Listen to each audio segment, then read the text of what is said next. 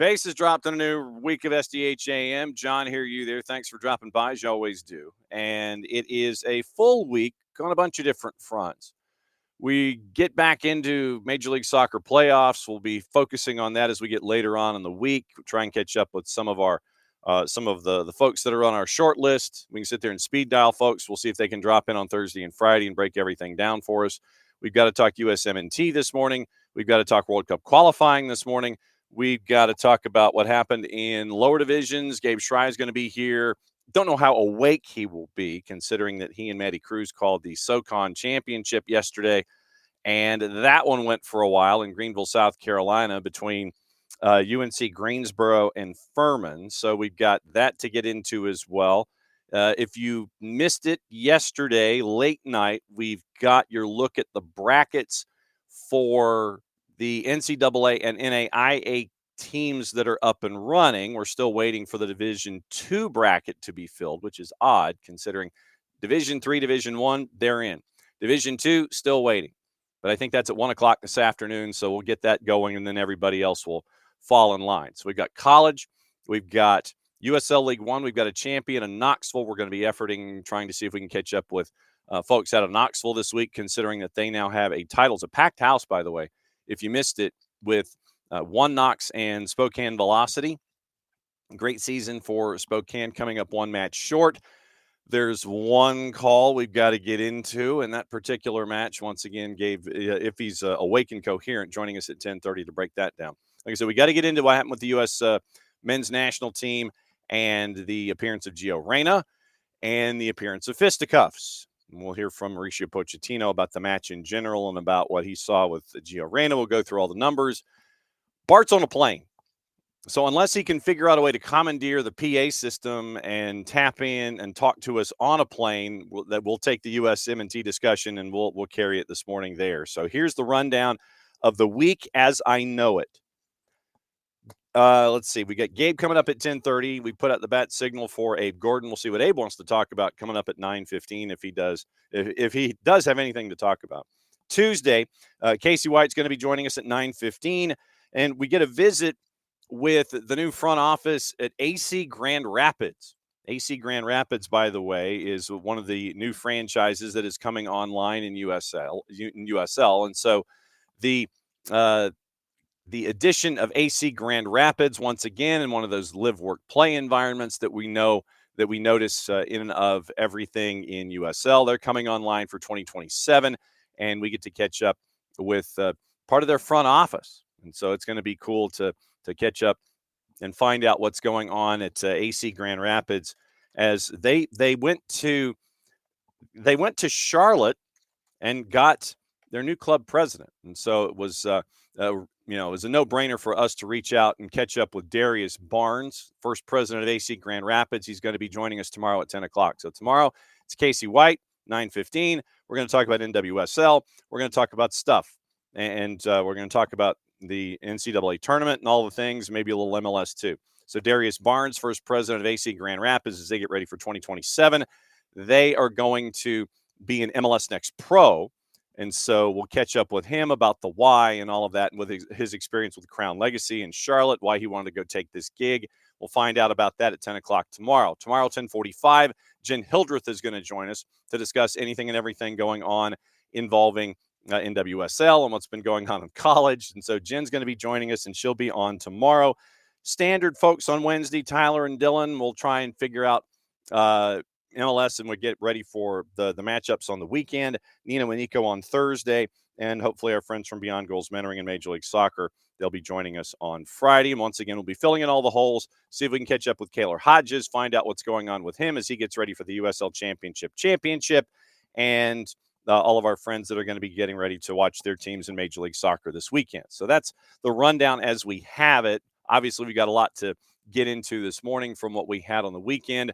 So it'll be good to see what is on everyone's mind here on a Reaction Monday. And so early thoughts from folks that have dived in. Morning, Ricky. Morning, Pars. Ricky, are you still in Europe? Yes. Scenes out of Knoxville. Absolutely true. There were scenes out of Knoxville. But we got to talk about that second goal. We really got to talk about that. And yes, the fantastic Irish moment, we have post-match involving that because we don't want to get dinged for showing or listening to too many highlights. So we've got post-game from RTE about the fantastic finish. The only thing missing was Alcoa Aluminum and the open there. And so it is so we'll catch up with everything what happened with Ireland and their finish, and we'll get you the standings. Remember, tonight it's going to be a full-blown rundown of everything going on in World Cup qualifying and picks of the week. That's going to be tonight at the Brew House. I think it's going to be tonight at the Brew House. I know that we're going to be doing soccer over there tonight at 8 o'clock. So 8 o'clock here on the network, soccer over there. We'll break down everything World Cup qualifying. We'll break down everything that we know and everything else going on around the planet. We'll catch you up tonight, 8 o'clock on the network. However you access this, YouTube, X, Twitch, audio later, tape, all the above. 8 o'clock tonight from the Brew House. It's another episode of soccer over there. And welcome back in, Pars. Okay, Ricky's been back for a week. Okay, good. So it seems like it was a bit of a parachute trip for you, but that's good. Welcome back. Glad you got back in one piece. Okay, so forgot to turn on the clock this morning. Man, it's like all of the matchups and everything. Okay. To get into what we were thinking about for World Cup qualifying, I don't know if you had the opportunity to catch up with the morning espresso. And if you have, I beg your forbearance in all of this. Part of what happened yesterday in World Cup qualifying is going to be opening kickoff, brought to us by our friends at Kickoff Coffee and kickoffcoffeeco.com. You hit your QR code right there. You start your day with Kickoff Coffee and kickoffcoffeeco.com. Go in, buy out the store. We want you to buy out the store because you can buy out the store at a 15% off rate if you use the code SoccerDownHere15 at checkout. You use that the QR code, you hit your QR code, you start your day, buy your coffee, SoccerDownHere15, you buy out the store. They in turn take 10%, reinvest it into youth games, youth initiatives brought to us by our friends at Kickoff Coffee and kickoffcoffeeco.com. And so, because of this, we bring in Abe Gordon because I wanted to run through this with Abe when it comes to World Cup qualifying. So, good morning, sir. How hydrated are you, and how is the running going? I'm questionably hydrated right now. Okay. I about midday, I was just telling someone in the back, they're like, yeah, likely excuse. About midday yesterday, I decided I probably could not or probably shouldn't wake up early to run today because I didn't trust my hydration. So I am going to chug from my jug, and then I will run this afternoon. Right on. Okay. So you have come in at the perfect time because we had World Cup qualifying yesterday. And you may chug your jug as we're discussing this because I wanted to get your feedback on this now that you're here. We had AFCON qualifying yesterday for the Intercontinental Playoff, and so it's that one last chance for somebody to get in to try to get that last chance to get into the cup that the world will be chasing when they come here in 2026. Headline from The Independent. Nigeria coach alleges DR Congo, quote, did some voodoo during penalty shootout defeat in World Cup qualifying. Nigeria head coach Eric Schell reportedly confronted the opposition coaching staff after DR Congo advanced to the Intercontinental Playoffs with a penalty shootout victory. So, Schell accuses DR Congo players of doing voodoo during their penalty shootout over the Super Eagles. 1-1 draw. DR Congo wins 4-3 in penalties. Chancel Mbemba gets the game winner, converts from the spot. So, Nigeria, who failed to qualify automatically after finishing behind South Africa in group, have missed out on yet another World Cup final. We continue. Bossi and Simone missed their first two penalties, and I don't care about this pop-up ad. Goodness gracious, people. I have young people who are trying to look pretty and show off watches, and I really don't care. So coach speaks to reporters in the mix zone, asked about the confrontation that he had after the match. Quote, during the penalty shootout, the players of Congo did some voodoo every time. So this is why. You had a deflected opener, canceled out by an equalizer, and you have a coach who is now assuming that voodoo was the reason that they lost. Have you ever done voodoo, sir, when you are playing soccer? No. I mean, I might like cross my fingers and hope someone misses high or wide or goes the way I'm diving or whatever. But that's not, I wouldn't say a curse of any stretch. It actually, though, while you were reading through that, it did make me think of like the next step in like analytics to some level would be like bringing a mentalist on board as your backup goalie. Okay. And if he's a good goalie and a good mentalist, you could just sub him in late, and then he can kind of work his literal and figurative magic ahead of each kick and diagnose from what he knows about the other taker which way he's going to go, or he can influence the decision. So a goalkeeping mentalist, it's, children's book or real life African star, who knows? Yes. So Nigeria opens the scoring. You get a deflected strike. Chancel Mbemba scores the winning penalty. The head coach confronted several members of DR Congo's staff, including the head coach, Sebastian Desaab, had to be separated from them by members of Nigeria's backroom team. At the end of the press conference, the coach asked reporters why they hadn't brought up the incident at the end of the match. Speaking French, he then presented his version of events. Quote, DR Congo guys were doing maraboutage, technically a Muslim holy man. Marabout has connotations of a North African witch doctor. He later doubled down on his allegations in English, walking through the mix zone. During all of the penalties, the players of Congo were doing some voodoo. A representative of DR Congo denied Shell's claims when asked by The Athletic. So maraboutage, I believe, is the word of the day that we did. Is that specifically outlined by FIFA as illegal? Why not do your own voodoo? Maraboutage. This is what I'm saying. This is what I'm saying.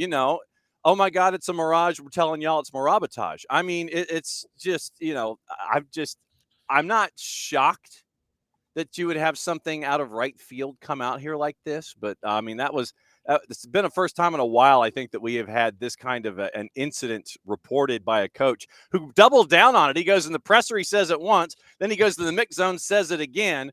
I mean, anything. Yeah, I mean, I guess the thing is, like, is this guy just a sore loser? And obviously, it's a big moment and it's a big fall. But like, is it just a sore loser thing, and that's what he went with, or like, to what extent does he really believe this is impacting? Look, look. Just because I don't believe that stuff is real doesn't mean that he's not allowed to. And if he truly felt that was an impact, fair, that's fair for him to stay and ride with. But, for me, who's like, all right, like, now we've heard it all sort of thing. I'm just like, all right, just handle your losses a little bit better. But if he truly believes that made the difference, I would have asked why. If you believe in that, you're not supplying that of your own. See, you don't have a counter. Is there no, undo the voodoo, or how does that work? I mean, yeah, you got to find a way to undo the voodoo that they do so well. I mean, that's kind of how this is. But you're that close, and you have to latch onto something. So I guess you thought that was what was going to be. Major League Soccer had the weekend off. What did you pay attention to? Did you pay attention to the Falcons and the fairly soon? I want to go back to the schedule change for MLS. Yeah, it just felt like there were a lot of uninformed takes since they announced it last week, and it's just a lot of people who were, this doesn't make sense, and here's why. And look, I think there are criticisms. Yeah. No matter what the schedule is going to be, but it just, for me, and I guess since we were talking about international break, that's because there were no MLS playoff games. If there were MLS playoffs games, like, I probably wouldn't have seen them. Like, I've stood for a while I'd rather bury the first 2/3 of the season than bury the final third of the season, including the playoffs. And I just think going against college and pro football has left MLS in an absolute no man's land. Are you sure? Yeah, I do. Okay, because if you're a fan, you're going to find in terms of trying to maximize the popularity of the sport. If you're just comfortable with, like, here's our fan base and they're going to watch soccer over football, fine. I just don't think that's really the best scenario overall. If you're trying to get more casual viewers to pay attention, especially to the most important games of your season, decision day and the playoffs. Putting that against the NFL or against college football, no one's watching. Okay. And again, when I mean no one, I mean the casual general soccer fan who maybe is interested in their team, especially if they have a football team and a soccer team, same city, which a number of these teams do, or even fan bases. I just think you're drawing the short straw. So I've always thought that you're gonna bury your season against football at some point, one way or the other. I've always said bury the first half, kind of like college basketball does, and then when it's time to explode, when it's time to dive all the way in, because all you have is college basketball and a little bit of the start of baseball season. Hockey and basketball are going, but they haven't reached their playoffs yet. Right. In terms of maximizing viewers, I just felt it was a better path forward. Again, are you trying to get people interested? Because here's what's happened now. Mm-hmm. In my opinion, people get interested in the season, and if things go well, unlike with Atlanta, people buy into the year, and then there's just the drop-off, and you can't avoid the drop-off. But you did have people buy in for a stretch. Are you willing to risk that people are probably not going to buy in for the first whatever many months of this season, even though there's a break in there as well, with the hopes that they then pick up later in the year? And maybe some never pick up because they tune in and their team's got 9 points in 20 matches. And you're like, well, so much for this year. But I just think in terms of maximizing viewers, avoiding the biggest games of your season, going against college and pro football was a necessity. In terms of the weather aspect of it and playing in cold cities and all that, I think you can shape it the way that baseball kind of does as well at the start of their season. And in the harshest winter months, you have in the non-climate controlled environments, more of a road likelihood, a road path to some of the cities in the southern parts of the United States that maybe are a little less affected, or in those arenas that are temperature controlled no matter where they are. But I mean, look, you look at baseball, it's rare. It happens, but it's rare for, the Cleveland Guardians to start the season without snowfall. Yeah, it happens here and there, but they try and do their best to avoid a situation where you're just dealing with a blizzard at the start of the year. And I think you could do that in MLS as well. So that's a little less concerning to me, but that is something to focus on, sure. And David comes in this morning and he says, to your point, in tandem with the alignment, taking games out from behind the paywall. Yeah.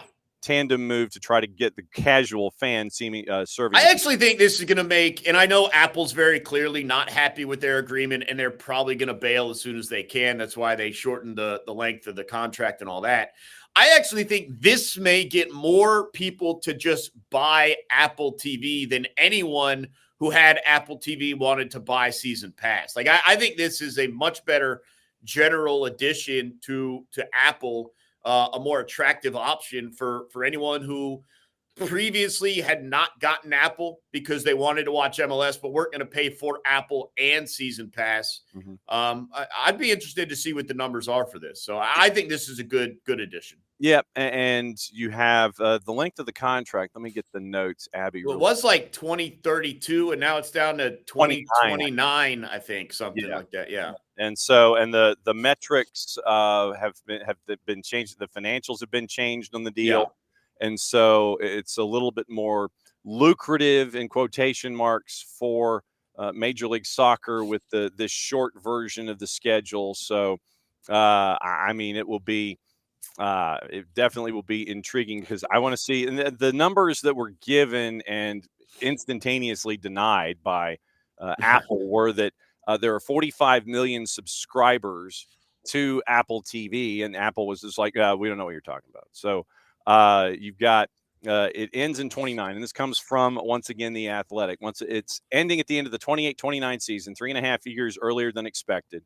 Sportico had reported on Friday, 10-year deal pared down. It's going to end after 6.5. Confirming the details of the agreement, they're going to be paid $200 million for the 26, $107.5 for the sprint season. We need to talk about that, by the way. Yes, we do. Running February to May of 27 as your bridge to get you onto the calendar that you're chasing. Then the league's going to get $275 a year for the final 2 seasons of the deal, which is going to be the league's first in that new summer to spring deal. Deal's going to pay MLS about $50 million more than it would have been paid in that time frame under the initial terms of the deal, which had increasing payments over the life of the contract, flexibility now to Apple, which has an earlier out, and they can also re-up if they so choose. And so that's where we are. Okay, sprint season. They need a better name.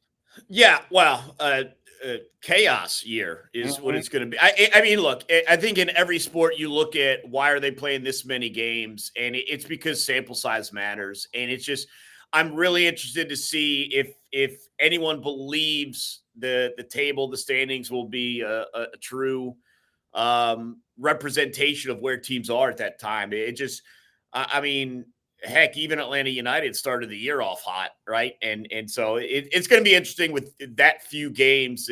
Over time, the sample doesn't really even out. So that's going to be a chaos year, and anything could happen.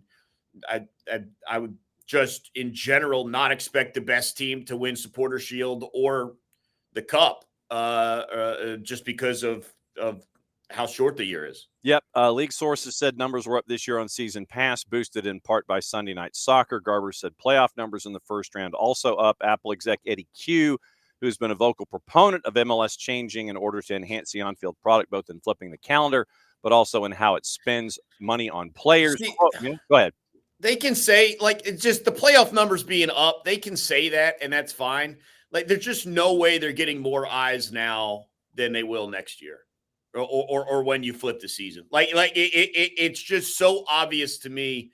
And again, it goes back to avoiding football, but it's just so obvious to me how much you're going to benefit from not going up against football. And again, maybe it's at the detriment of a majority or 2/3, whatever the length of the regular season coinciding is, but like, I just see no way around it how it's not beneficial. I don't know if you are in favor of it. And I'm not even talking about from the soccer aspect of aligning with the other leagues and transfer windows and all that stuff, but just from the viewership standpoint, you're going to have more people watching the most important games at the end of the year than you've ever had, on Apple, at least. Yeah, and I think that this was something that had been discussed for years, and to get in line with the rest of the planet, even if I'm looking at it specifically from integration with the other transfer windows, because if you look at it the way that it's structured currently, there have been always those conversations where, hey, the Major League Soccer franchise either has to jump on something early because it's that window, or late in the window, and you're trying to figure out, okay, who's left when the international windows have passed. This window's passed. I can't get anything out of Europe. Do I go to Turkey? Do I go to South America? Where am I trying to get these assets to try to help me out? Now you're in line with everybody else, so you're not having to either jump in early and maybe pay more for someone just to be at the front of the line, or late and try to figure out, okay, I need to fill out my roster. What can I get here? Yeah, the other thing, and it may have no impact or no change at all. I don't know the specifics, but I know here in Atlanta, and I imagine every other club, and maybe not the Canadian clubs, because I'll be honest, I don't know how it works up there. But like, maybe this also helps avoid the nonsense visa issues where a guy's on your team and just for 5 weeks or 8 games, you're like, well, he still can't play because the visa is a problem. Like, it'd be nice if somehow, I don't know the specifics, but if this schedule would maybe help with that visa issue, because there's nothing more frustrating than being excited about a guy and then watching him sit out for 4 games because whoever needs to get in line with the government and all that just can't get going. And again, I don't know if it works that way in Canada, but like that is one of the most frustrating aspects of transferring for me. It's just like getting a guy, wanting to see him take off with a club, and then be like, yeah, maybe next week we'll get him in the 11. I don't know. Check my watch. Let's see if we can figure out what's going on. No doubt. Yeah, I think the Canadian, now that it has been agreed with that this is going to be the schedule change, I think the Canadian window is also going to lock in. Yeah, they're aligning. Yeah. So they're aligning as well. And so we'll see how it impacts everything. Yeah, you went back to a topic that I had on the board that I had forgotten to discuss with you. So I'm glad we did. Real quick before you get out of here, NWSL to ATL, what'd you think? Yeah, again, there's going to be a lot of integration with Atlanta United. I still have a number of questions. I'll throw out an idea here for you. Okay. And I thought about like running this by Voice of Atlanta United, Mike Conti, my boss, just to see if this is the dumbest possible thing I could say publicly here Okay. on your platform. Okay. How about for first manager of whatever they call this team, Brad Guzan? Well, I think Brad is looking more for either TV or front office. I don't know if he's a. I don't know. Again, I don't know what he's interested in, but I think he would be a good manager, and I think that would be a good first step if that's his path. So, again, it might be the dumbest thing I could possibly say publicly, but the idea came to me, and I saw he was doing some charity appearances with United. Obviously, still integrated with the organization, which is not a surprise. And so I don't know. It just kind of popped up. I think it'd be a fun little cool thing, but at the same time, you're trying to do this right. You're trying to get off the ground the way that Atlanta United did. You're probably trying to hire as a top tier manager as you can, and you know, not that Brad wouldn't be that, but I certainly understand why you wouldn't want a first time person leading that group of women. Emma Hayes, you're on the clock. So what are you up to in the next week before we recycle and catch up again? Oh, we're just trying to save jobs or open jobs. I don't know. The Falcons are not good. It's not good. No. They find a kicker. I think that guy squeezed a couple in barely. Yeah, I know. Young Wei Koo, I think, missed some kicks with the Giants yesterday too, if memory serves. So no, I didn't pay attention. I saw Jameis was doing Jameis things, and that was fun. Yes, as the Florida State alum in this conversation, I can relate to that. As always, my friend, great to see you to kick off the week and bring things to the table that I completely forget to bring to the table. And it's always good to see you, and we'll catch up with you next week. Sounds good, John. There he goes. There goes the properly hydrated Abe Gordon. And so Abe is going to, Abe's going to do his thing. He's going to go chug the jug, and he's going to get hydrated. And he's going to run like 98 miles between now and then. So it's going to be another week of fitness for Abe. So Commando, we don't know. Commando wants to know how it's going to affect Leagues Cup. Don't know how this is going to integrate with the other cup competition. Don't know how this is going to work with Open Cup. Don't know how this is going to work with Leagues Cup. And don't know how this is going to go with any of this. And so this is basically like, all right, we're doing this and we'll figure it out. So the integration, we're doing the schedule change. We're going to figure it out. And so that's kind of where Major League Soccer is right now. But yeah, the integration with the other tournaments that you traditionally see MLS clubs with, that's the next question. In addition to all the others with, with the look of, all right, how's this going to affect the cap? How's this going to affect players? We know it's going to be in line with transfer windows, all those kinds of things, the off the field stuff. On the field stuff, we don't know. But we don't know yet when it comes to, and my guess is that the discussion will happen after we turn the calendar to 26 and go through the 26 schedule. And then everybody who are involved in the powers that are with those tournaments are going to sit there and go, well, this, and this. I wonder how it will work with Leagues Cup to try to integrate what's going on, with the Liga MX schedule. And that Apple is going to be an interested party in that. But yeah, Open Cup. How does this affect Open Cup? We'll find out. One other quote from Don Garber from the Tenorio piece at The Athletic. He acknowledged the league is under pressure to get its media rights to a more meaningful place, and that's Tenorio's wording, especially as it tries to evolve its business into one that can be more competitive within the sport globally and within American markets in terms of relevance. Okay, let me put a bookmark in that for a second. Right now, I think it's safe to say that Major League Soccer is a top 12, if not a top 10 league in the world. And yes, you had to do certain things to get to that top 5, top 6. You're not going to get past England. You're not going to get past Germany. And you're not going to get past, another couple of leagues overseas. You're not going to get past them, but you can get right up to them. You can be a top 5 league, and I think that this is one of those steps that needed to be taken. And remember, this is a league that is 30 years old, going up against leagues and countries that have had organized play for, a century, if not more. Yes, the league structure has been different, but you're 30 years into something that has been financially sound, and you're now making this move to align with the international calendar. How does it go forward? Garber said, I think, quote, I think it certainly has to happen in order for us to be what we want to be, which was going to require us to have more revenues, to be able to continue to invest in both infrastructure, player development, and signing great players, so we could have a product that can compete with a very competitive soccer/football market globally. So we look forward to continuing a relationship with Apple. Hopefully that grows our audience, and if our audience grows, that will deliver value for Apple, certainly deliver value for us, because we'll have a larger audience to be able to think about how could we monetize that sometime in the future. Eddie Q, as a part of his conversations, he mentions, of course, Messi and friends.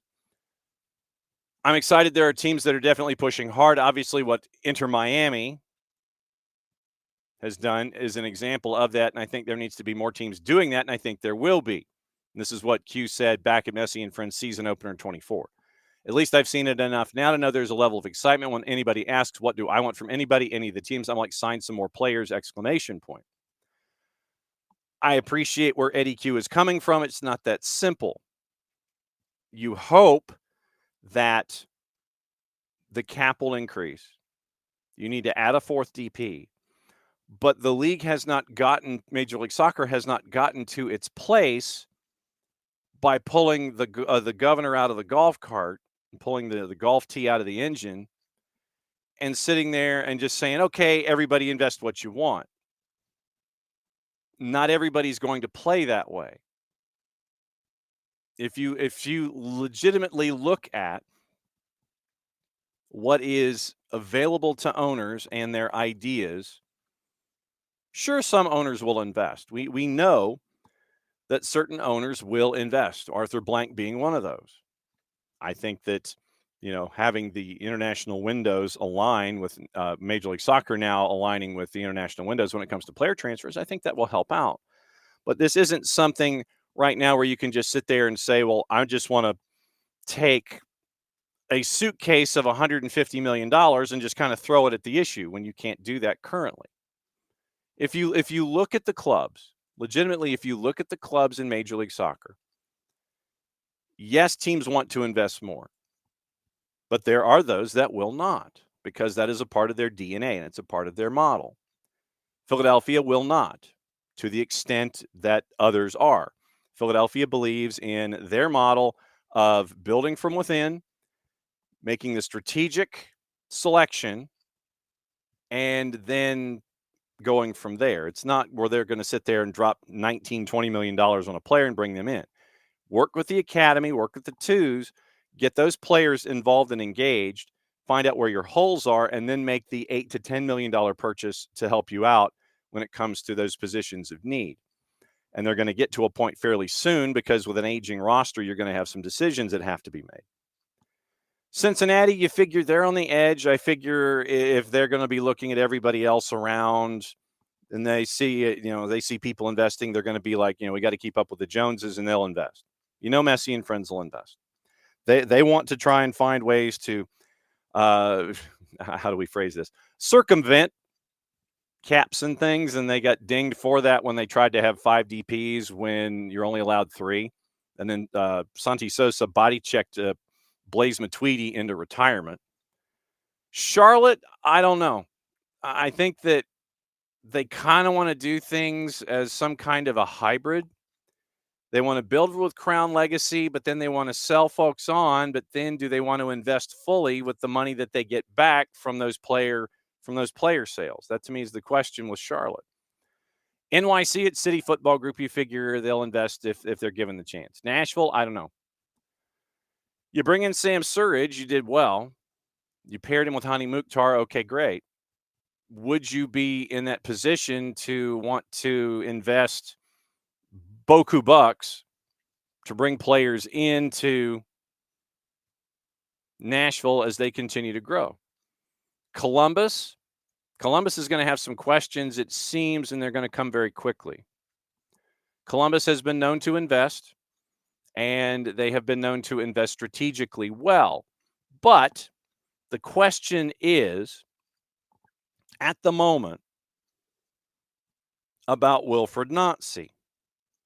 And it appears that Wilfried Nancy might be heading to Celtic. We'll probably talk about more of this tonight. But Wilfried Nancy is on the short list for Celtic. If he goes, bully for him and get into Celtic. And I think that the Scottish soccer fan might be in for a bit of a rude awakening, because you have someone who is very good at what he does coming from Major League Soccer. And there have been those standard fan pieces that have popped out on social media involving what if you bring in a manager from America? And then you have the standard, I don't know about that. I'm not awake enough to do a Scottish accent at the moment. But you've got your Scottish fans poo-pooing the idea of Wilfried Nancy going over to Celtic. I hate to break it to Scottish fan, but Wilfried Nancy, if you let him cook, he's going to be dangerous. And it looks like one of two players might be targeted from Crew. According to the Daily Record, it looks like Diego Rossi might be one of them. And there's also talk on Jason Russell-Rowe. If those two signings happen, then Wilfried Nancy is going to be getting a very, very good start with a roster at Celtic. Obviously, we'll keep an eye on that. But then, obviously, you're going to get compensated, but it might be a couple of $1 million. What does Columbus do in the offseason? You brought in Wissam Abu Ali, wasn't healthy the entire time. You'll have him healthy coming out of the blocks for a season. And I know at some point we do need to catch up with our friend Chris Dorr, and probably when this is official, we'll catch up with Chris and find out what the temperature is in Columbus. But will Columbus invest? I think they would, to a point. Would Chicago invest? I think they would, considering that they are building their own barn and they need to have that spark to go in. Obviously, you have the spark when you brought in Zinkernagel and Kuipers and Berhalter. Do you continue to invest? I think you would. I don't think it'd be out of control spending, but I think you would. Orlando, don't know. New York Red Bulls, they have their system. I don't think you would invest. I think that you would find players that would fit the Red Bull system and then fill in your holes from there. Would New England? Don't know. You would think that Robert Kraft would. They have been investing in spots, but not on the whole.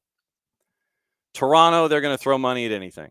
Doesn't matter if it's U.S. dollars or Canadian dollars. They're going to throw money at the problem. They always do. Montreal, Joey Saputo, he's not. And if he does, and he's not instantly gratified with the transaction and what things are happening on the field, then, he'll yell at his coach. And, Arthur Blank is going to invest. DC, I don't know if they're going to invest. I don't know what DC is looking at. I don't know what happens when Christian Benteke's contract is up. I don't know what you're looking at when it comes to investing in players. I really don't. In the West, San Diego has been frugal. They had a chance to keep Milan Olaski. They didn't. He went to Philly. You see what's happened. Mikey Veras has built down the spine. I'm intrigued by San Diego. Would they invest down in the future? Vancouver has done it strategically. You bring in a Thomas Mueller and you see the difference. Finding the player at the position to help your roster that you have built. LAFC, they're investing. They already have. Minnesota, not so much. Seattle, they will to a point. Austin tried to invest and they didn't get bang for their buck. Was that the players that they were looking for, that it's their issue, or was it the front office and the administration looking after particular players? I do want to see a full season of Brandon Vasquez healthy. U.S. Open Cup hero Brandon Vasquez healthy in that system with Nico Estevez. Dallas, I don't know. They seem to, and Eric Quill wants to build from within, so I'm leaning toward no, or not necessarily. They're not going to break the bank to bring folks in. Portland, they have, but they're not going to just drop $50 million and bring in like two players. RSL, not so much. San Jose, don't know, don't think so, especially as long as John Fisher is owner. Just ask the folks in Oakland about that.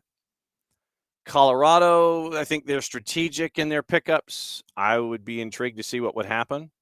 Houston, you would think that with Ted Siegel, you would invest folks. We need to get our friend Glenn Davis on the show to ask about Houston specifically. St. Louis, I think they are happy at the moment finding that strategic pick and building from within. When you have a Mekhi Joyner, I think that you're happy. When you have a Brendan McSorley, I think you're happy with what you've found and you've built through your system with the twos.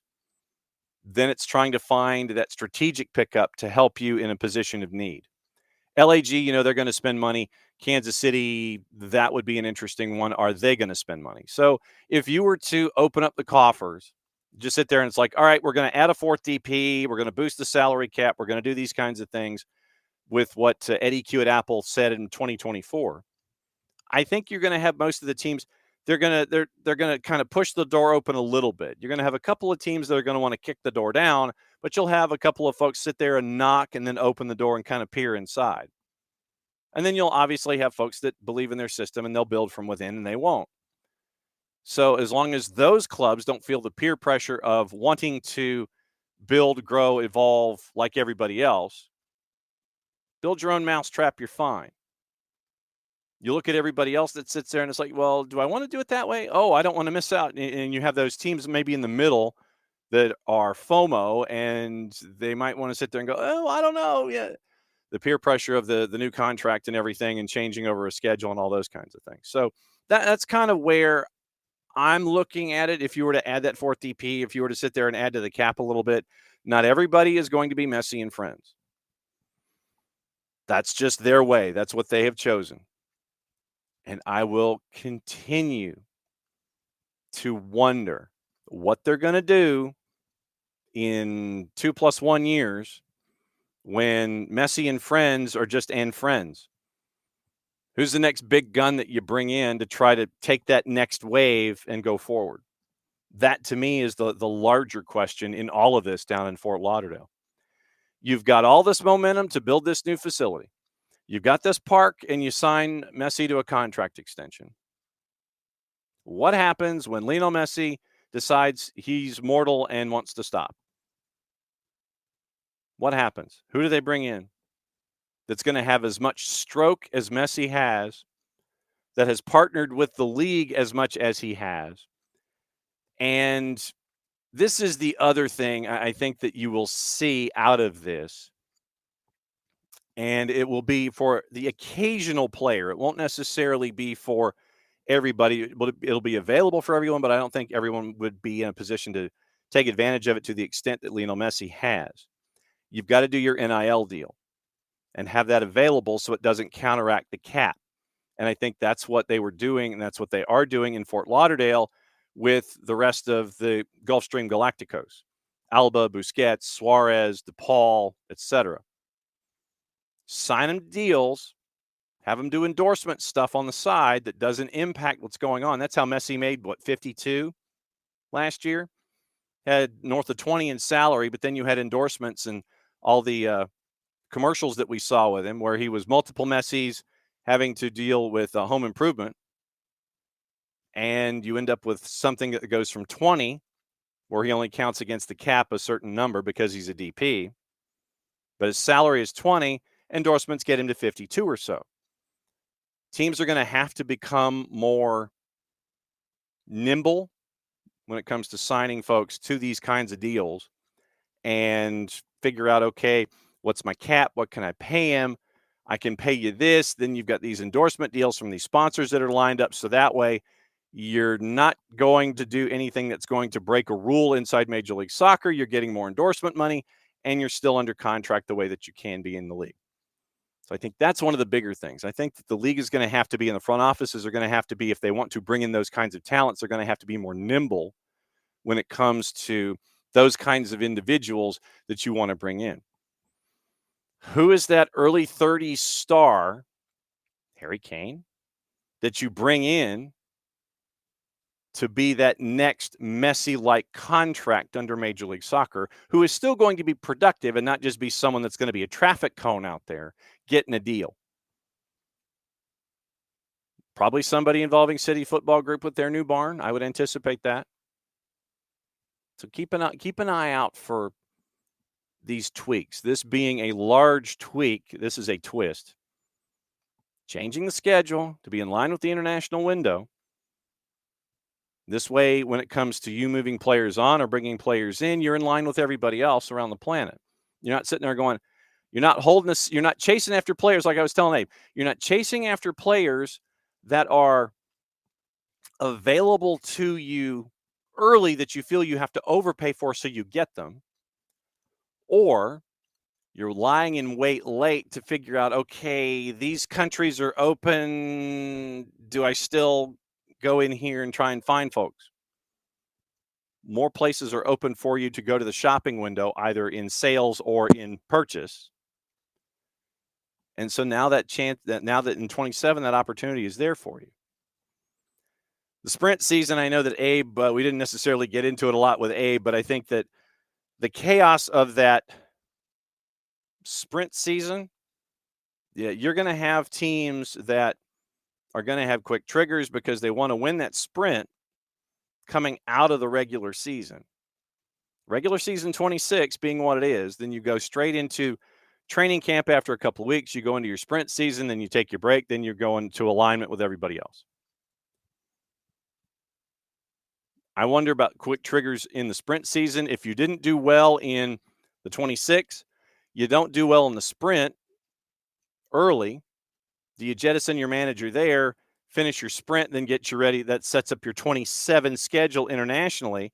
That way you have these managers that could be available to you in the sprint season that you can pick up for the 27-28 realignment. Keep an eye out for that too. I know that we're talking about stuff that's, year and a half down the line, but it's just food for thought, stuff to think about for everything in an involved, if I could get my upper plate to work, in an involved MLS calendar going forward. So that's the fun part. Pars, is there a point where the teams who want to spend want to pull away from those that don't? Then we potentially see a second tier. The only way, Pars, I think we see a second tier is if we get to 32. If you get to 32, you've got to make the decision that you got to go to 40. And if you go to 40, then you have 220s, and then you get that second tier. I think that's the only way that happens. I don't think it's necessarily attached to spending. I just think that it's attached to the idea of, hey, Major League Soccer thinks that they can get to 40 teams in their first division. Then you sit there and it's like, well, okay. Then if you get to 40, if you're thinking about 40 seriously, then you've got to think about 20 and 20. Then you've got to think about the conversation that we have consistently with owners and front office folks in USL, specifically in USL League One. A, are you happy with the terms? B, are you comfortable in spending that kind of money, especially if you get promoted? Are you cool with it? Some teams right now in League Two, they may not necessarily dig, the whole promotion idea. They might be for it, but you've got to be for it as a group. And if you play well enough, like a One Knox did in winning a title, then if the model that they have in USL comes to the fore, they would be promoted. Spokane would be promoted. Are they cool with that kind of an expenditure? The owners know this going in. Are they cool with spending more money once they get promoted? And are owners who would be, say, Westchester, just to give you, well, no, because that's USL League One. If you were to look at USL Championship, and we'll talk to Kaylor about this later in the week, now that we bring this up. If you were to take, say, Birmingham and Vegas, just as an example. If you take Birmingham and Vegas as the two teams that finished last in the respective conferences in USL Championship, Would Vegas Lights be cool with dropping to USL League One? I know that fear is a great motivator, but would Vegas be okay with it? Would Legion be okay with it? Yes, owners have to sign off on this kind of stuff for it to happen in the USL verse, but are they really happy? Are they really down with this?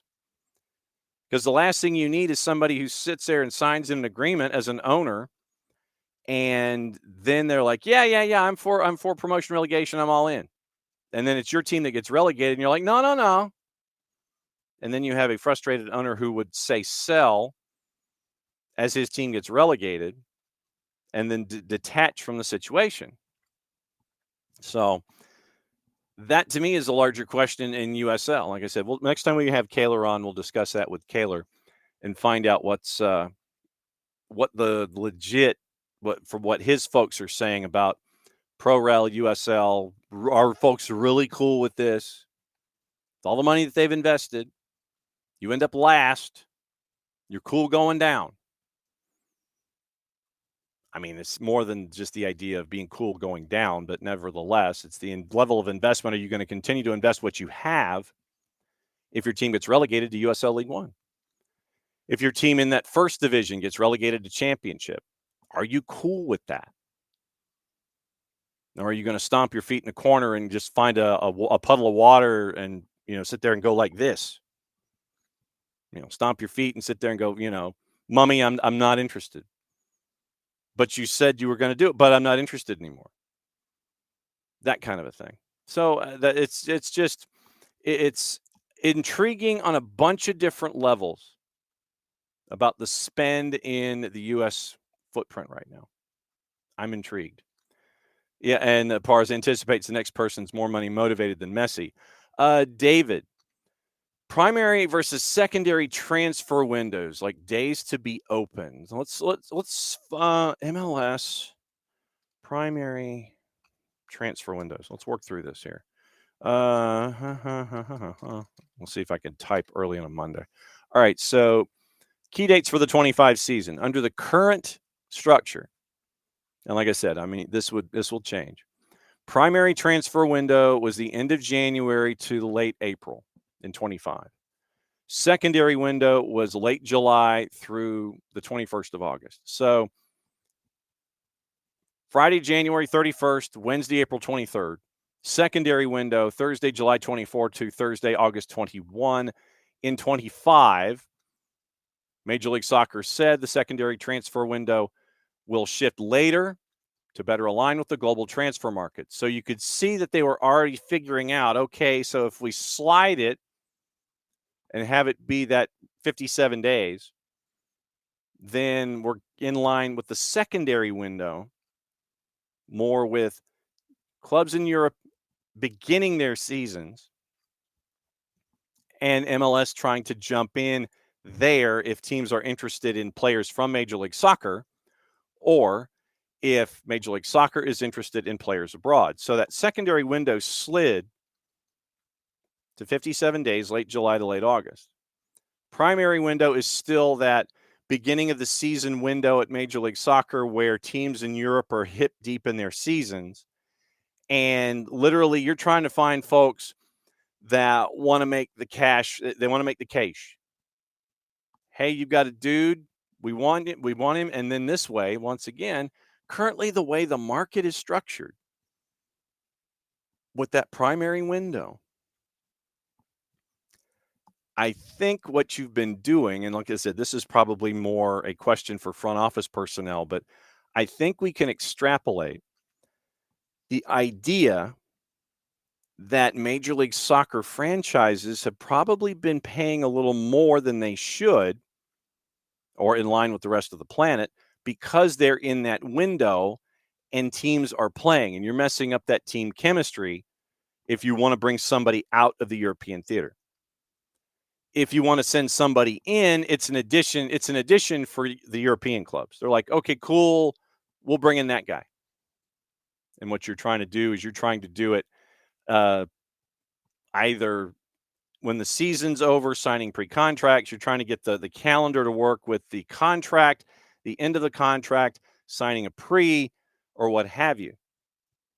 But that primary window starting for Major League Soccer in January, it's like, okay, so we want that guy. Well, I'm in the middle of my season right now. What's it worth to you? Major League Soccer club is like, well, what about this? Team overseas is like, well, I'm in the middle of my season. You got to make it. You got to make it worth my. We got to make it worth my time. Well, what about this?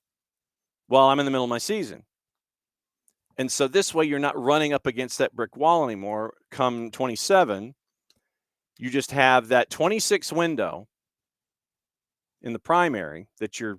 And I don't think, and I think maybe the 27 window, but I think they'll probably try to twist that somehow. The secondary transfer window, you're in line with the rest of the planet. That primary window, you're probably having to overpay for resources because those teams overseas, they're in their different window. But do not be surprised if the window gets adjusted as you get into that season in 26 and 27. So right now, the primary window looks like it's the one that's the major stumbling block in trying to be in line economically to where you're not going to that grocery store, the hip and trendy grocery store where they've got all the really cool things that are either organic or, new or flashbacks. And you sit there and it's like the impulse buy. You sit there and it's like, well, my doctor said I should my doctor said I should try this. Well, hey, you can go to that new grocery store down the street and they can get it to you. But man, I look at this and it's like $17.50. I can go to, the normal grocery store, get something close to it and pay $8. But this is the one you really want. And it's selling out really bad. Well, I guess I've got to buy this now for $17.50. You're running into that in that primary window. You're getting to pay normal prices if you've got your shopper's card in the secondary window. You're fine with your shopper's card. But the shopper's card somehow doesn't seem to work really well in that primary window for Major League Soccer right now from late January to late April. It's like you try to sit there and you enter your cell number on the cash register and it sits there and goes, please re-enter cell number. And you pull out the card, and it doesn't want to function. This card is expired. Sign up for our new card. That's what you're getting into right now in the primary window. All the headaches at the cash register. It's like you're in a hurry. You got to make that dinner party by 7:30 and it's like 6:45 and you've got 30 minutes in traffic to get there and your card's not working. Your frequent shopper's card isn't working. And you thought you were getting the deal that you were getting on that particular special. Like you go back to the deli and you get like the dinner plate, X with the card and then like $4 more if you don't have the card. You're running into that right now if you're Major League Soccer. You're rushing to the party. You're like, oh crap, I've got to get something I've got to take to the party. You grab that dinner plate that's got the 3 cheeses and the crackers and the meat slices and everything, and then you run to the express lane to try to get to the party on time.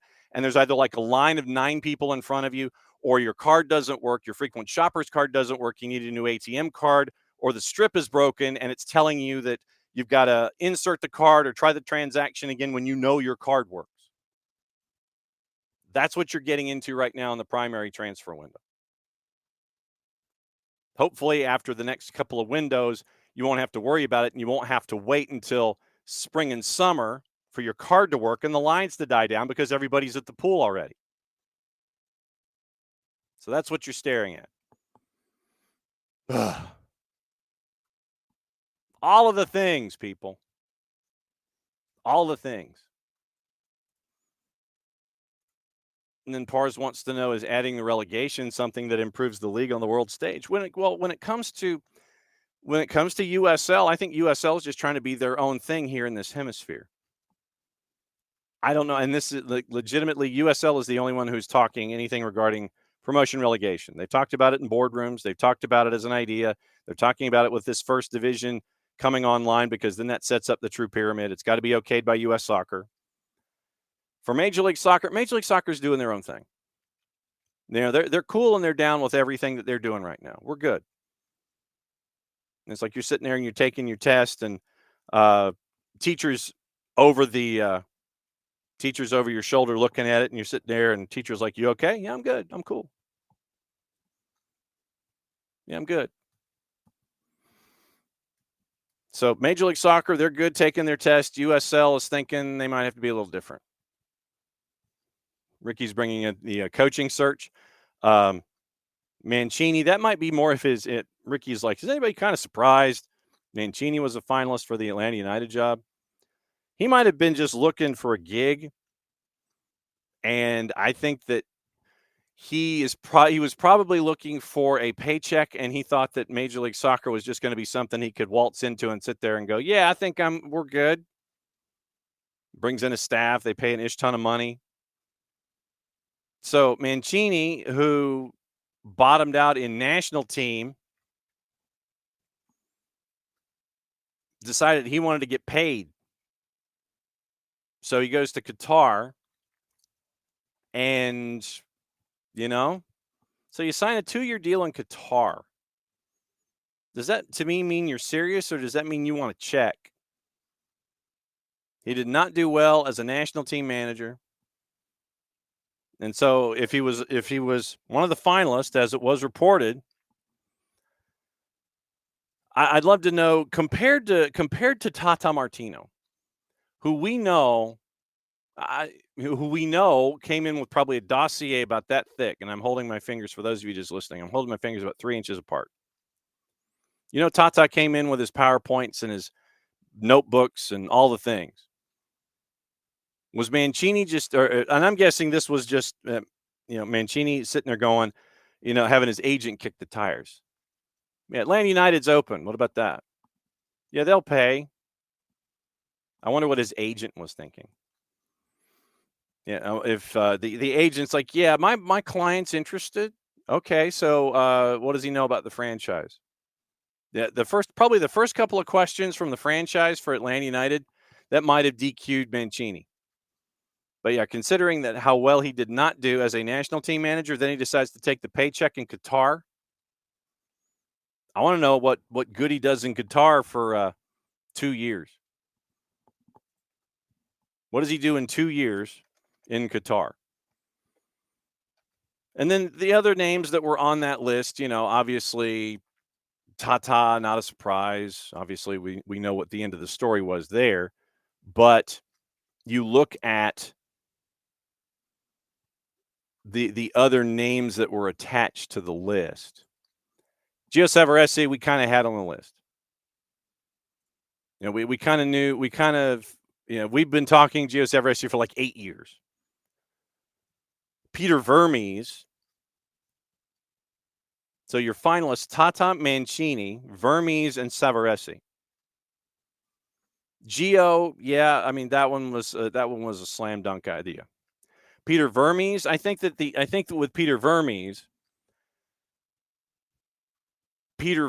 specifically, and I'm guessing there that Peter Vermes would have wanted control of both soccer and the touchline. He would have wanted to have the resume that he had in Kansas City at Sporting. He would have wanted upstairs and downstairs power. And unless he's just to the point where it's just like, man, I just want a gig. I want to get back out there and coach. Like I said, we don't know where Peter Vermes may have been coming from. Gio, slam dunk that he was on the list. Mancini, We'll go back and look at Mancini's record in a bit. But I think that Peter Vermes, if he was just looking for a gig to be a coach and not have all the headaches of upstairs and downstairs, that's one thing. If he wanted to be upstairs and downstairs and have power in both, hierarchy would not have allowed that for Atlanta United. So I think that's kind of where that is. So let's take a peek, shall we? At Roberto Mancini's record. If I could spell Mancini, we'd be doing it. All right, so Roberto Mancini's coaching record. And obviously we know what happened with him at Manchester City. So he ends up going from Manchester City. He goes to Galatasaray, 2 years at Inter, a season at Zenit, 5 years coaching in Italy, second ever European Championship at Euro 2020, unbeaten for 3 years. World record for most consecutive matches without defeat at 37. And then you end up with a playoff loss to North Macedonia. Reached at least a semifinal of a major national cup competition every season he's been a manager from 2002 to 2014. Most consecutive Coppa Italia finals, 04 to 08. Lazio once. Inter Milan the following 4 seasons. So career stats, managerial stats. Let's go to managerial stats. So go through Manchester City. Win percentage of 59%. 113, 38, and 40. Then it was 9 months at Galatasaray, 24, 13, and 9. It was just under 2 years at Inter, 36, 18, and 23. Zenit, 22, 13, and 10. Italy, 37, 15, and 9. Then it's Saudi Arabia, 8, 7, and 5 in 20 matches. And then 1 draw at Al Sadd, as he has already started his schedule 4 days ago. So if you were to ask Nick about what he thought about Mancini, you go from Euro 2020, then you go forward from there. I think if you were to ask Nick about Mancini in his time, it would probably be 2 separate stories.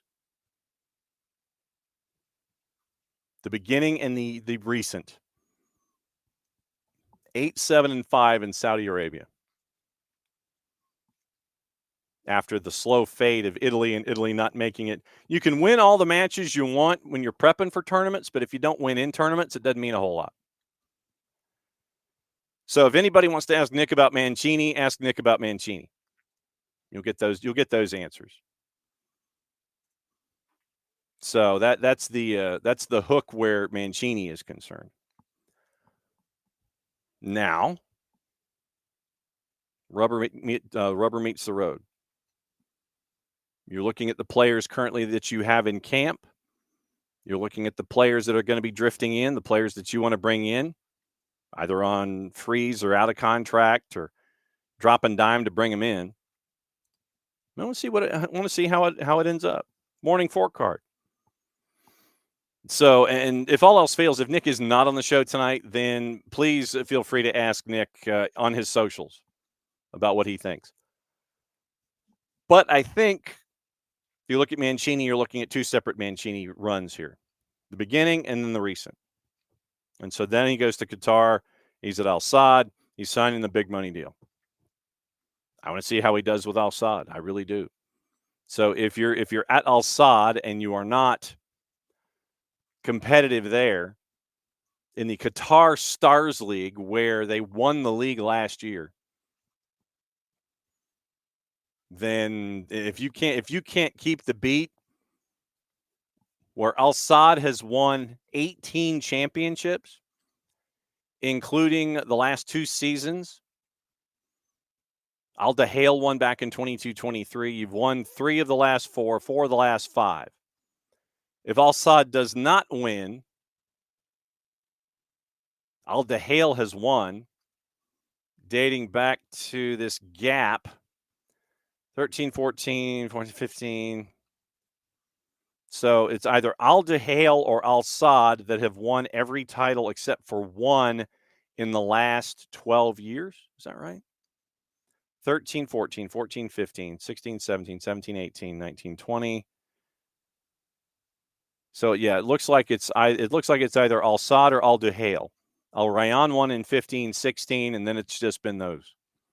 So look, if you can't win with the team that's won the last 2 and 5 of the last 6 in Qatar, that to me would speak volumes as to where Mancini is right now when it comes to his coaching arc. Morning fork card. That was a tangent. I know that's nothing new here, but that's a tangent for the morning. Going from Atlanta United to everything else that's going on.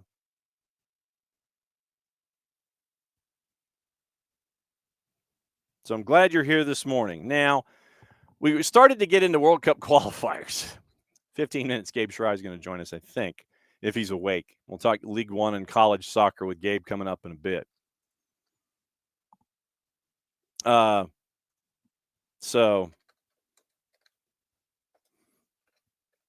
we'll catch up with Gabe about 10:30 or so, as we always do. So Gabe will come in at 10:30. We'll talk USL League One. We'll talk SoCon. We'll talk Golden Goal. We'll talk all the things. But to get into a little bit, yes, and 4-card, that's the thing. I think he's just there for the check. That's just me. So we can go a couple of different ways here. Figure what we could do. We could talk about the USMNT. Traditionally, this is the Bart Keeler slot. So we could talk about what happened with the USMNT and what happened with Gio Reyna. We could do that for 15 minutes, and then Gabe Schray will come in, and then we'll mop up and we'll find out what we might have missed on the day, and then we'll go through all the stories and get you ready for soccer over there tonight. Once again, Brew House, 8 o'clock, and we're looking forward to seeing everybody out there in off of Moreland Ave tonight, for those of you that want to make the run or just hang out with us here virtually as you always do. Okay. USMNT is in the middle of their window, and it was against Paraguay in Philly. And you kind of wondered if the visitors had been played, the visitors meaning Paraguay, not the visitors meaning the U.S., if the visiting team from outside the country had been placed in the Philadelphia locker room to get dressed and everything. Because especially late, and I'm going to save the Gio Reyna goal because it's more of a talking point at this point. But you had a moment at the tail end of the match, courtesy of our friends at TNT, BR Sports, and US Soccer, where some folks kind of got their unctions up, and you had a moment in front of the benches when the game was fairly in control with the United States. So this happened late. For those of you that missed it, Luke Wildman, Kyle Martino on the call, and it got ugly. Out of play it goes for a U.S. throw as we're a minute through the 4 being added on, and there's an altercation here. Gomez at the center of it, things boiling over in stoppage time, and punches being thrown down there as the Paraguay bench are involved. Ugly scenes here in stoppage time.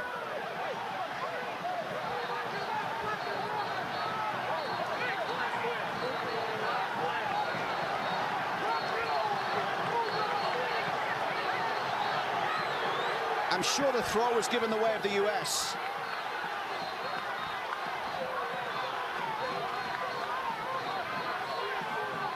Quite a scuffle.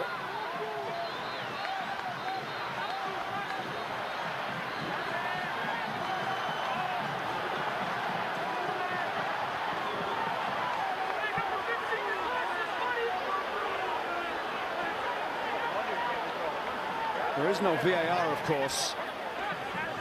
So we'll wait and see how the referee deals with this. Gomez heavily involved, the captain. He escalated things. I mean, Freeman he thinks this is their ball, and he's right. I mean, just goes to pick it up. I mean, he's not the instigator. It's his ball. I mean, Gomez goes to reach around him, and I mean, at this point, and there's several players that come off that Paraguay bench, and I watched one in particular that takes a swing. You see a few times there, swings coming at the legs of Freeman. BR Sports, TNT, Luke and Kyle. And Gio Reyna scores in the 4th minute. Drew his first start for the U.S. in more than 16 months. And you end up with the win for the United States going up against Paraguay, 2-1 win there.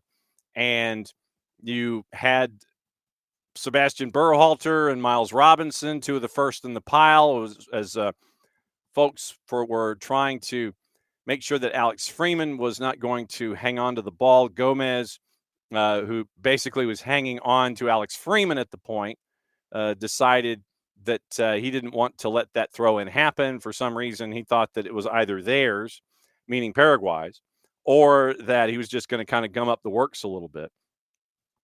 So Reyna scores in the fourth. Arce scores 6 minutes later. Folarin Balogun scores with 20 to go. And the altercation happened just as the 90 minutes was coming to a close in front of 17,224. Stuck with the hybrid back three, setting up as a 4-4-2 in defense, 3-5-2 in possession. You know how, as we always mention, that formations are a bit of a loose construct. And so you had the issues out of the after you score and then trying to break things down. The numbers on the board, courtesy of our friends at Soccer America, Matt Freeze, fairly quiet night. Defenders, Scally, Robinson, and Ream. And they're going, wow, they're actually going to 0.5s now when it comes to Soccer America. Scally and Miles 5.5, Tim Ream is 6.5. Found it, and so Ream finds himself exposed, especially in the counterattack when Max Arfston would go forward. And so you had Ream isolated, but once again, the progression that Tim Ream had helped out in that manner. Tanner Tessman, Christian Roldan, both getting 6.5. And this is weird looking at Soccer America getting 6.5s now. Serginho Dest, Max Arfston, Brendan Aronson, Reyna, and Balogun. Dest a 5.5, Reyna an 8 for the goal. Brendan Aronson a 6.5, Folarin Balogun a 7 with the goal. Max Arfston got a 7. Diego Luna, Pepe, Freeman, Berhalter all coming off the bench along with Aiden Morris. Alex Freeman a 6.5. Diego Luna gets a 7. Aiden Morris got a 6. Pepe a 4.5. Timothy Tillman a 6. And Sebastian Berhalter coming in with a cup of coffee, not given a rating for what he ended up with on the night. Reyna's goal was his 9th of his international career, passing his father, Claudio, with 8. First goal on a header for club or country. Folarin Balogun, the only center forward called in for all 3 fall international windows, scored in each. And now tomorrow they play Uruguay in Tampa at the Pirate Ship. So starting lineup, Freeze, Miles, Ream, Scally, Diego Luna with the sub with 23 to go. Dest starting, Alex Freeman coming in the 57th. Tessman, Roldan, Morris coming in for 15. Reyna, Tillman coming in for 15. Aronson, Berhalter coming in for 10. Arfston, Balogun, and Pepe coming in for 15. Yellow cards, Robinson, Reyna, Roldan for the chaos at 90+4. Paraguay, Gonzalez, Bobadilla, Alonso at 90+4. Aldrete, who was in a penny on the bench, was the one that was trying to grab, it looked like, at Alex Freeman and possibly even take a swing at him, because that was a massive humanity in front of that camera at the 50. Aldrete gets a red at 90+4. You know, in the grand scheme of things, does this just mean like in the next friendly Aldrete doesn't play? Or is it like in the rules that we have at MLS Next Pro, next match against US, you don't play? I don't know.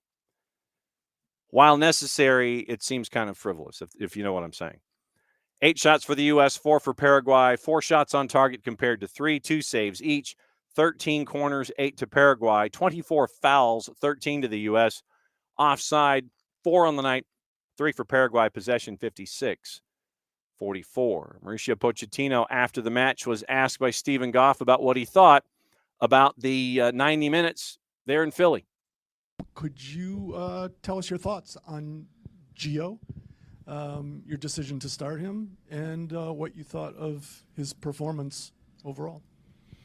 Well, I think we performed really well. I think it was a great game. Really tough game against a team like Paraguay that is really competitive. I think the performance overall was good. So happy with the whole roster, the whole group, the players that play and the players that didn't play, with the staff. I think that is in the way that we want to compete. I think it was a very competitive game that made me very, very happy. Of course, the result is there. It's always good to win, to feel the victory. But the most important is what we saw during more than 90 minutes, the spirit, the fight. But then in the way that played the team, I think it's bigger. In the bigger picture is that we need to prize, and to give credit to the player, because in the way that we play against a team that is very difficult to play, I think the football that we saw on the pitch, I think was very entertainment. I think we enjoy, and we didn't have the ball in another phase. I think we did what we need to do. That is why. That is in the way that we need to improve. Well, he scored, and I think he did a very good job. So happy with him. He showed why he started, and he has confirmed that he's a player that need to improve because he need to play more in his club. But we can see today that he was great, score and assist, and in the way that always the capacity to read the game and find the free space in between the line. I think that was a nightmare for Paraguay, and I think he did a very good job. And so Mauricio Pochettino says that Gio Reyna needs to play more for his club. That comes from Monday through Friday, and cryo and rehab on Sunday. So we'll see if this kind of a performance impacts Gio Reyna when it comes to playing for club, considering what he was able to do this past time out playing for country. And like I said, we'll see what happens. Mauricio Pochettino also called out to the fans of the United States to be there more, be more supportive. I'll try and find the quote and bring it up this week as well as we get closer and closer into the match against Uruguay coming up tomorrow. But we'll get into that as well. But those are the two big things. Really, I liked what I saw from the United States when you had folks trying to sit there and cause trouble. I'll just phrase it that way. The headlock that Gomez put on Alex Freeman, then Alex Freeman said he basically wasn't going to be taking any of that ish, and you could see that Freeman kind of bowed up a little bit, and he was about ready to take a swing at Gomez, but he pulled his hand back. And then you have everybody from the Paraguay bench come forward. You have Sebastian Berhalter come over. You have Miles come over, and it looked like Miles was getting immediately impacted by being a part of the fracas. And so I liked what I saw there with the fight amongst with the players amongst the opposition in a situation like that got well out of hand. And you could tell also that the center ref was pretty much like, I've given my card to Aldrete, I've given out a couple of yellows, and I think I'm good. So Christopher Corrado from Guatemala, you could tell, I don't think he wanted to go the full 4. He just kind of was like, 90 plus 2. When things kind of started, 90 plus 4, he gets just like, how long do I have to do to get this out of here? Okay, can we just go ahead and start this, and I'll point to the center circle. That's kind of what it looked like with Corrado, that he wanted nothing to do with it. And once everything kind of kicked back in, you got maybe about a minute's worth of action. There was some kickabout in the midfield, and that was about all. So U.S. once again, second match in the window coming up tomorrow, and we will go over the other quotes from Mauricio Pochettino leading into the match. Once again, tomorrow's show, KCD is going to join us at 9:15. We've got Reginald Barnes joining us from AC Grand Rapids at 10. Jen Hildreth joining us at 10:45. Okay. As always, we have folks that are on the Tom Coughlin scale. And Gabe, if you would be so kind to turn your device sideways so you can take up the entire screen for me. So that way it's so just kind of turn it like 45 degrees, because right now you're like there you go. There it is. Now you're taking up the full screen. There. Don't move it from there, and then reset. And this is how we're producing kind of to folks in green room. So there he's good. Let me bring him in. That's how it's. There you go. Long ways, sir. Yeah. Did you see me trying to do it in the waiting room? No, I didn't. I just saw the 3 stripes, and I was like, okay, Gabe's in the middle, so I'll just go ahead and tell him to turn it a quarter turn.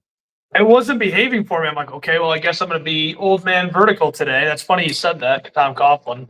I am old man vertical, but well, the thing is that if you're 5 minutes early, you're on time. If you're on time, and if you're late, then Tom Coughlin's like, the door's locked and you ain't coming to practice. So I love it. All right. So are you still in a hotel in Greenville, South Carolina, or did you go home? I'm in Florida. Oh, okay. You're in Florida. Yeah. Okay. So is that where you called the SoCon from yesterday?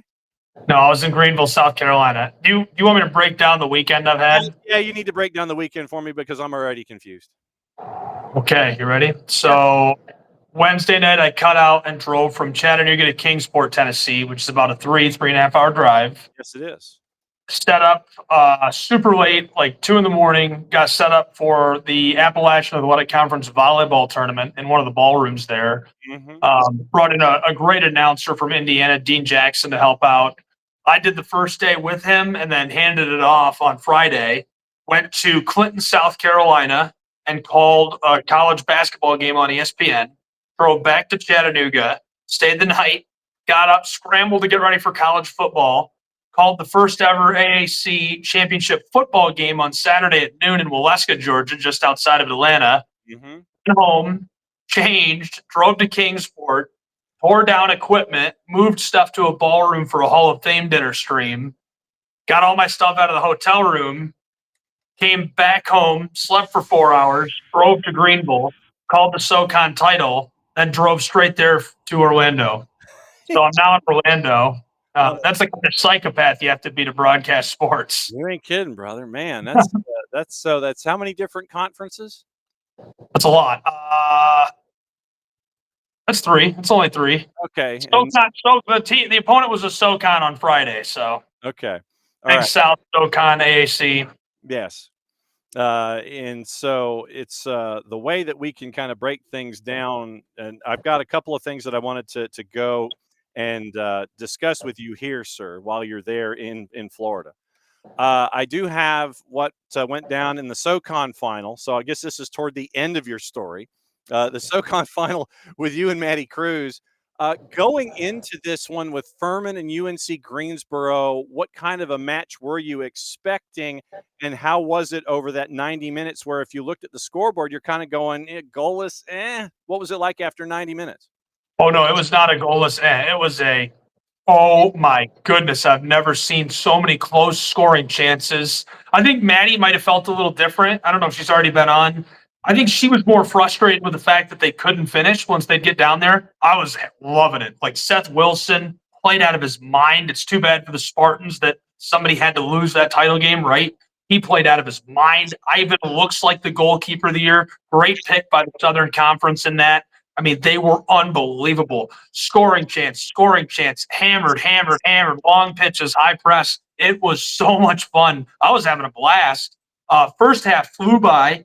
So then with how much the pace had picked up before the half, her and I talked off mic and again on the halftime show and kind of were like, I think this is going to be a track meet in the second half. Really felt like that's how it was going to go. It really slowed down. The first portion of that second half was kind of boring. Not the action we had gotten used to. Tatufa was pretty involved. A lot of the stars, really made their presence felt in that second half, whereas it had been more of a whole team match in the first half. But somehow we make it to the death scoreless, and it never felt boring to me. It felt like a track meet, full time, lots of fun. And so I started getting goosebumps right away. I'm like, we're looking for a golden goal here. This is unreal. This is like a once-in-a-lifetime experience for me. First overtime, nothing. I'm like, this is just insane. We're going to go to a shootout, which I did not want a shootout. Selfishly, I'm like, I really don't. I do love the shootout, and it's exciting, but there's some purity to the NCAA golden goal, right? And it's quite a magical moment that you can only capture in that kind of level. And so I'm like, I really want the golden goal. I really wanted a regulation goal or a golden goal. And there was a few chances in both overtimes, and I'm like, this is it right here. And it didn't happen. And all of a sudden, Mr. Reed made a great follow, great read, if you will, on the ball. I know. Sorry, Ryan. Wilson made a great diving save. I don't know if you've seen the highlight. Perfect placement, great positioning. I mean, that is a really well-coached keeper. He knew where to have his body in between the sticks, knew how to position himself, made the athletic save. But how do you defend Reed making an even better play? Reed, before the ball was even kicked, starts to move. If you watch that, his hips start to flip because he knows Wilson's going to make the save. Wilson bats it, and Ryan has followed right to the spot where the ball is coming back. That is just that's a kid who has played a lot of soccer. That's a kid who has been playing since he was 4 years old, that knows that's going to get saved, that knows he can follow that home for the winner, and he does it. And it's just an amazing moment, truly like an iconic golden goal. I'm sure the Southern Conference is just thrilled that that's how that ended. I don't think it gets more exciting than that. And here was the call, as a matter of fact, with Gabe and Maddie, courtesy of our friends at ESPN Plus from Greenville, South Carolina, yesterday. Long ball for the spot, not, and Wilson knocks it away. The golden goal. The Paladins of Furman follow it home to the twine. 1-0 with 3:41 left in overtime 2. Your Southern Conference champions.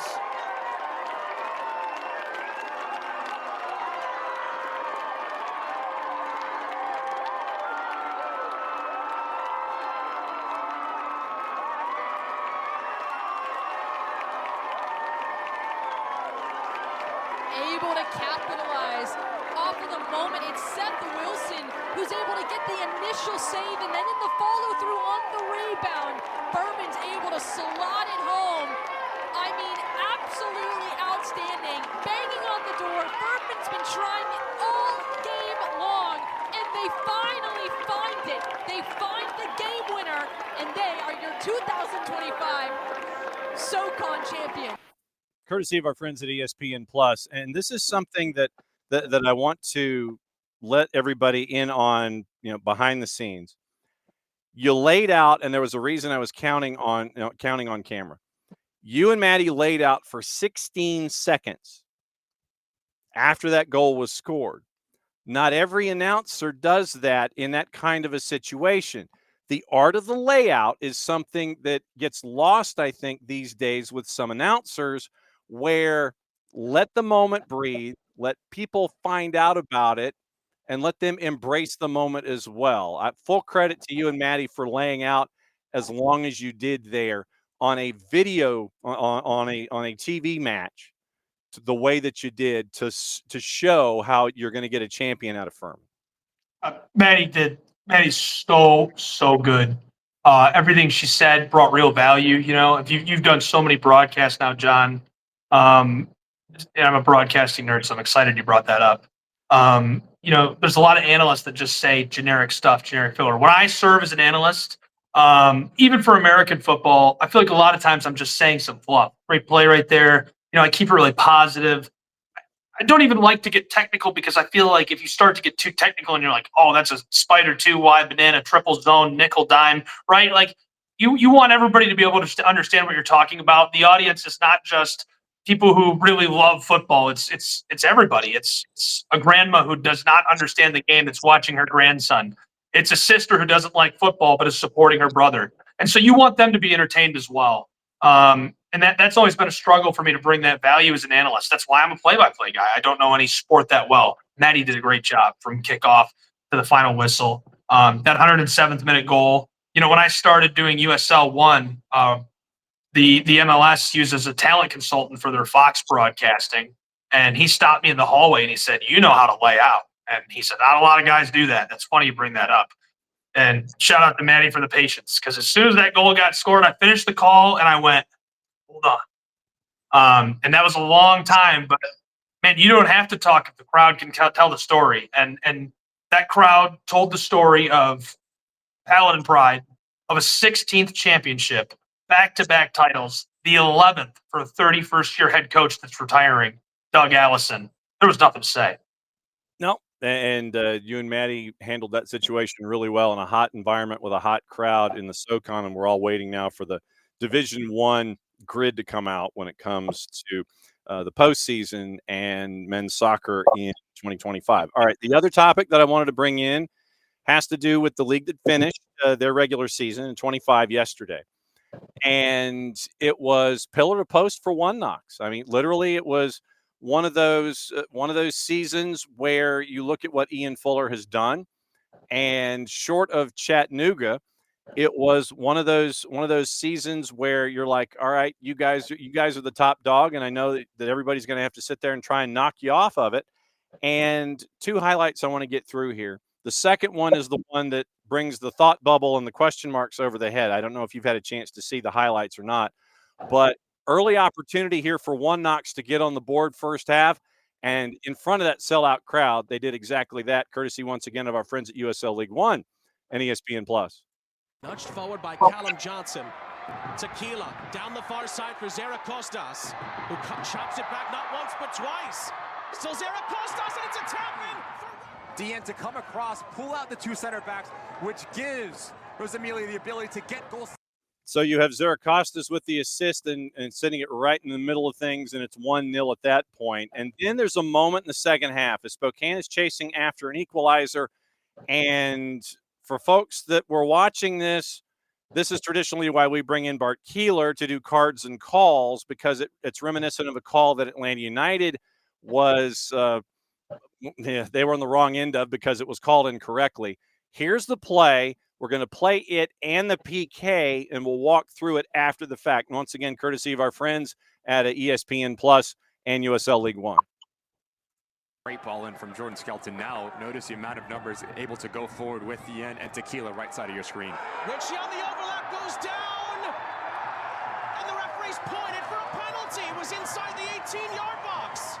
Of replay here, but notice the initial contact here from Lucky Opara. It's clearly outside the 18-yard box, about half of a yard. And Carlos Marancio, who was the hero in the shootout in the semifinal. Big moments in the quarterfinal as well.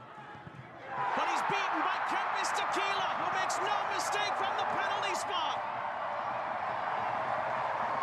Tequila was the hero in the semifinal.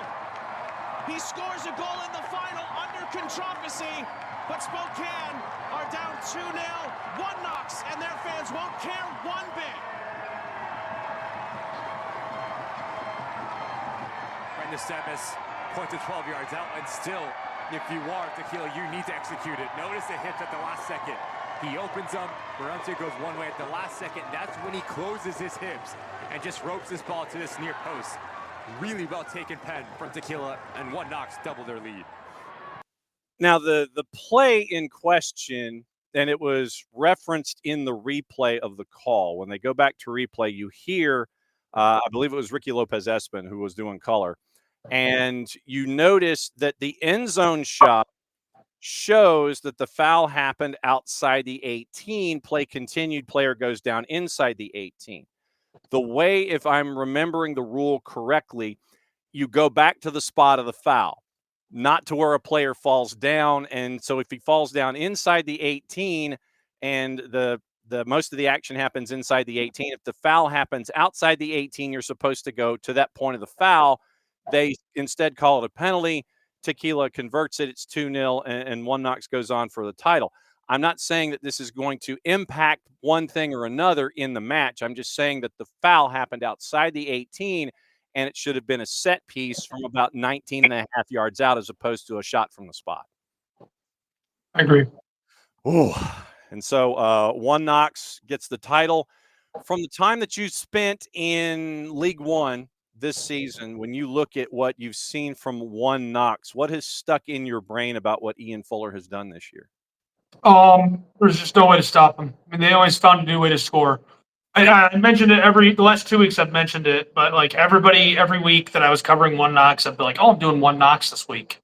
Like, oh, they can always score on set pieces. Good on set pieces. I didn't see a single set piece goal. Did you see a set piece goal there? No. Well, actually, they did have the penalty, but come on. I know where are these set piece goals everyone's talking about. Great season, man. Ian Fuller's all business. I mean, I saw that Stavros Zaragoza goal in the 4th minute. Exact same formula towards the end of the year. It was Babacar Dian, though, that was just in front of the 6-yard box. Very same play, right down the end line, right from the right side of the stick, right if you're facing the goal, pitched out front, and Babacar chested it in. He came up and hit it with his chest and just perfect delivery. I mean, that they just always have some sort of trick in the bag, up the sleeve. Very athletic, very physical, well coached. They know all facets of the game. And, if you try to say, 1 Knox is going to win on the counter by pressing up from midfield and getting great passes over the top, you'd be wrong, because they can also high press and they're great on the back and they are great at possession and they're good. You know what I mean? They're just good at every facet of the game. And so similarly to like we talked about NYRB2 and MLS Next Pro, the conversation was never how does 1 Knox win? It was how does anyone else beat 1 Knox? And that remained the conversation all the way to the title game. How does Spokane, with all their brilliance, with all their physicality, with all their talent, with a brilliant mind like he'd been leading them along the touchline, how do they overcome the overwhelming 1 Knox? And the answer was they don't, unfortunately for them. But fun to watch them play. 7,500 fans, historic night. Shout out to the broadcast team. They did a fantastic job. 2 superstars, Ricky Lopez-Espin, one of my favorite guys I've ever worked with. And just a great all-around show. Lots of fun to watch, and definitely took a moment to watch the highlights. That first goal, though, was just unreal in the 4th minute. I mean, that was a great tone setter.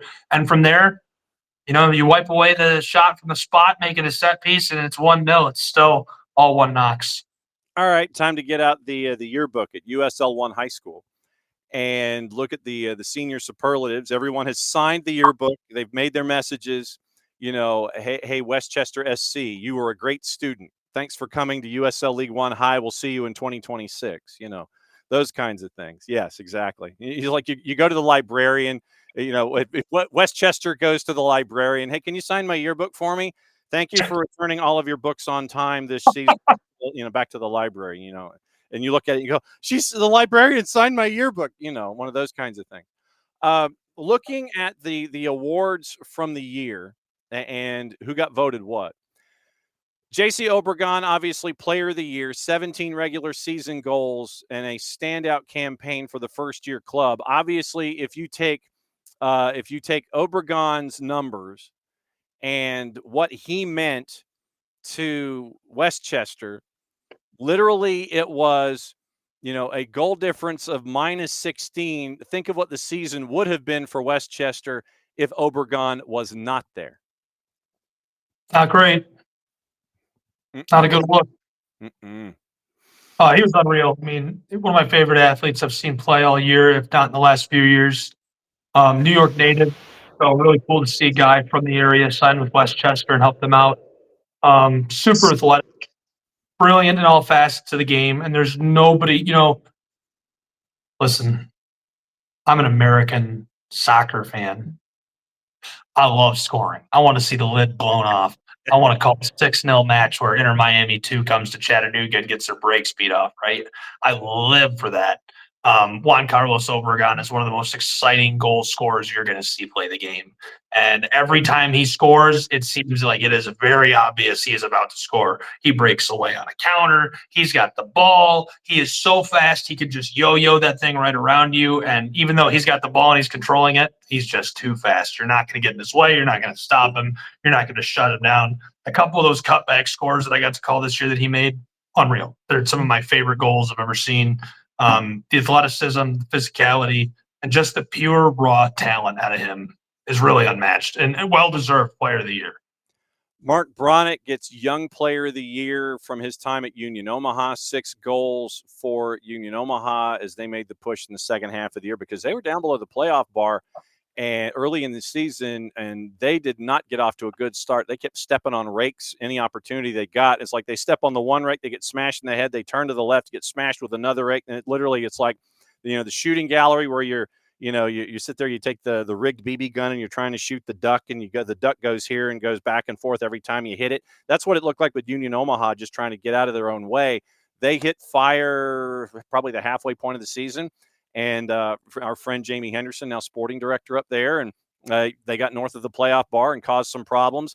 Bronick is Young Player of the Year. Scott McKenzie's League One Coach of the Year ahead of Ian Fuller. Yeah. I mean, we talked about this already. Funny, I feel like it's funny I picked Juan Carlos. Like, that's kind of low-hanging fruit with so many goals scored, 17 goals scored. Ian Fuller, I get it, but probably the same reasoning that I said, right? Scott McKenzie and the Chattanooga Red Wolves were consistent. They were durable. They rode the wave, and they sailed the ship through the season. He stuck with his game plan, and McKenzie is going to have a long, successful career in the beautiful game because of the way that he operates on the touchline, on the field, in training. Just really impressive showing again this season, and excited to see him be able to win that award for his hard work and the way he turned the Red Wolves around and took them from it's probably going to be a rough year for Chattanooga to, oh, wow, look out for the Red Wolves, here they come. Pretty cool stuff.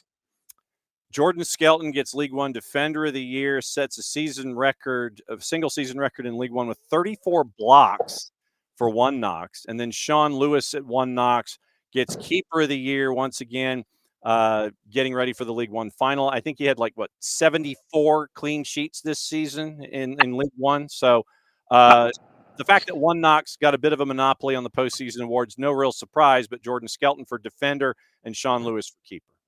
And that back line on one Knox is so good. Like some other guys that maybe should have been in the running, right? Like Jordan Skelton had an unreal year, but that whole back line of one Knox is nuts. I mean, you get through midfield and it's like, oh, now I've got to face this superstar back line. I just barely got through midfield. It's no wonder nobody can score on him. And Lewis is back there bored, picking at the grass like he's 6 years old because nobody ever comes to see him on that end of the field. He's all alone down there. He had a great year. Every time somebody was able to get through that defense and get a quality shot off on him, which you see a lot of in USL 1, he was ready. I mean, he was lights out, and 74 clean sheets is about right. Yeah. Impenetrable brick wall. I can't say enough about what One Knox was able to do on the field this year from a technical standpoint, from an excitement standpoint, from a league growth standpoint, from a game growth standpoint. 7,500 fans at the final in Knoxville on Rocky Top. That's sick. They cut the net down. I love it. It was great. It was a great outing. It was exactly what USL 1 needed. It was exactly not what they needed. It was what they deserved. It was a great ending to an awesome season. Very well managed. A lot of fun to follow along. Loved every minute of it. All right. So now, why are you in South Florida? I am here for some vague, suspicious meetings. And, yeah, a little suspicious activity this week. I'm not in Florida. I'm in Orlando. So going to cut over to Jacksonville and visit not the Miami Dolphins, but the Dolphins, and then head back to Chattanooga, Tennessee. Got some PC football this weekend, Marist, and hoping I can maybe pick up some more soccer. We'll see. Okay, yeah, because as the Blue Hose continue to work their way in the postseason when it comes to the other stuff that we do on the other side of the aisle here at the store, might catch up with you and get our Blue Hose intel as well. As always, my friend, great to see you. Thanks for dropping by and giving us everything that happened with the SoCon with the USL League One. Don't be a stranger. You got the keys to the kingdom. You can crash it at any time. Hey, thanks for having me. I will call you soon, my friend. Go get some coffee in a Danish or something. I haven't had any coffee yet. I'm ready. Okay, go get your coffee. All right, I'll talk to you soon, man. Thank you for having me. There goes Gabe Schray, everybody. And Schray guy, he's hanging out with us and letting us know what's going on in League One, what's going on in the college game. Once again, I think 1:00, I think, is when the brackets come out, and we'll keep an eye on all of that. Couple of notes that have happened in Major League Soccer for news and notes. And remember, you've got a little under a month before you have to make your final roster decisions, getting ready for everything for 26. It is quick notes from our friends at The Athletic. Apparently, Carlos Coronel's time with Red Bulls is done. They did not agree on anything involving a contract extension. No agreement reached, and this is once again from Tommy Scoops, out of contract at the end of December, and they could not reach a deal. Departing the club when the contract expires in the winter. Talks between the club and Coronel did not reach an agreement. Parties are separating. Coronel out of contract, eligible for MLS free agency, 180 appearances for Red Bulls, and was a part, obviously, of a key part of their run to MLS Cup last winter. 31 appearances in the 25 season. Paraguayan international, 9 caps for country, starting the first 6 matches in World Cup qualifying. Paraguay secured qualification to the 26 World Cup in September. Red Bulls acquired veteran keeper John McCarthy from the LA Galaxy this summer, gave him a new deal. And they've also got AJ Marcucci, who once again is recovering from injury, and highly rated U.S. Youth International Aiden Stokes. Stokes started at the U17s. Following that, Stokes traveled to RB Leipzig for a training stint. So keep an eye on Carlos Coronel and what his future could be. So Carlos Coronel and the Red Bulls, they are officially not dance partners anymore. So we'll keep an eye on that as we go and you get into what's going on in the postseason, because right now we're probably 2 months away from training camp. You're less than a month away from what's going on in roster decisions. Everybody's got to be in by the 11th of December, because that's after MLS Cup. So you have until then. If you haven't, and if you're still playing, you have until then. So less than a month to make roster decisions, and then 2 months to training camp. Decisions were made by Nashville earlier this morning, exercising contract options for Lovitz, Muil, Pasius, and Javier Valdez. Declined contract options on the following: Brian Acosta, Gaston Brugman, Maximus Eck, Julian Gaines, Tate Schmidt, Wyatt Meyer, and Joe Willis. Out of contract, Teal Bunbury and Walker Zimmerman. So Nashville declines contract options on Joe Willis and is not renewing a contract at the moment or any kind of a discussion with Teal Bunbury or Walker Zimmerman. So keep an eye on all of that. According to Nashville, Taylor Washington obviously is not returning, announced his retirement effective at the end of the 25 season. So you have, as put forth by the club, core group of veterans, 2025 newcomers, young players won the first major professional sports trophy in Tennessee history, winning the Open Cup, led Nashville SC to club records in playoff, regular season and playoff wins with 17, wins across all comps with 22, goals scored 75, 61 in Major League Soccer. Sam Surridge had 25 and 5, 31 goals all comps. Hani Mukhtar, 18 and 12 and 40 appearances.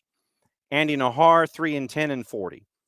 Jason Palacios, 2+2 and 28. Ahmed Kassem, 3 goals and an assist in 33. Midfielder Eddie Tagset, 4 assists in 39.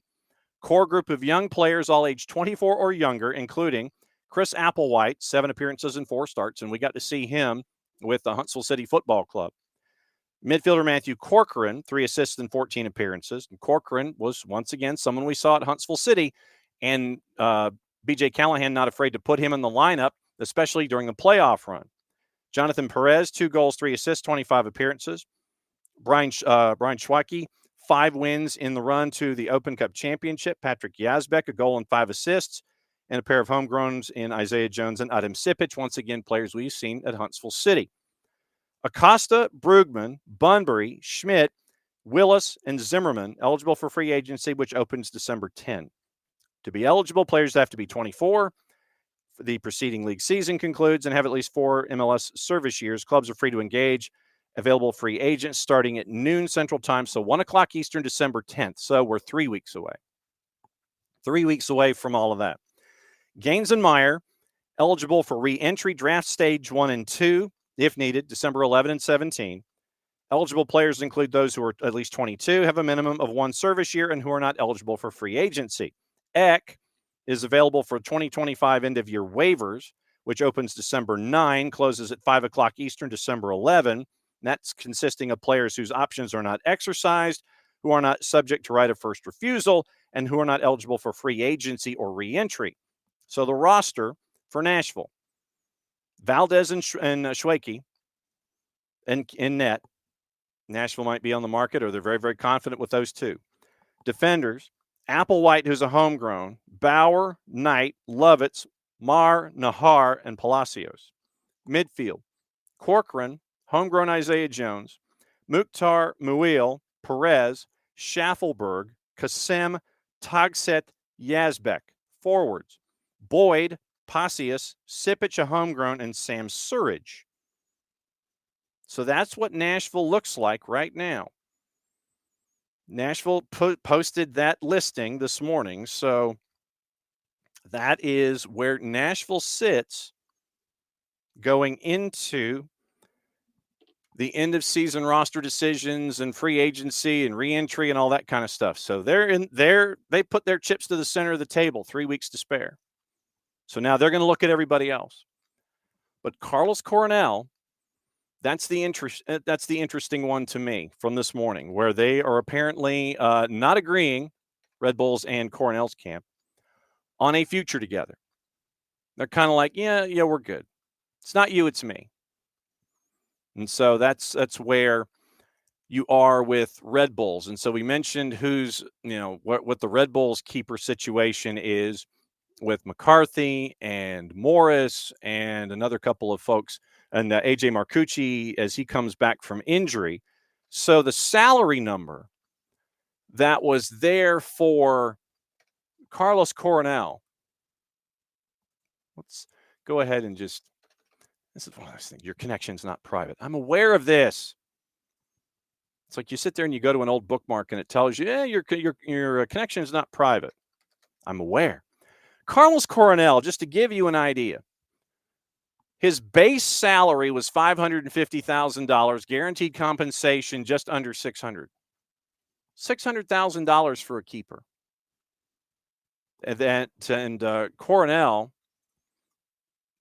as the club roster profiles continue to load. That's awesome. That's a good way to start.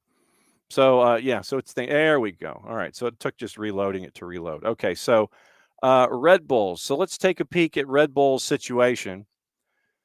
Choupo-Moting and Emil Forsberg were your two DPs. They were on the 3-and-3 model. They only had the U22s they had were Bogac, Noah Isla, and Dennis Genjar. So you had 12 international slots and 3 other players in Mina, Mosqueda, and Rojas that got the dreaded asterisk.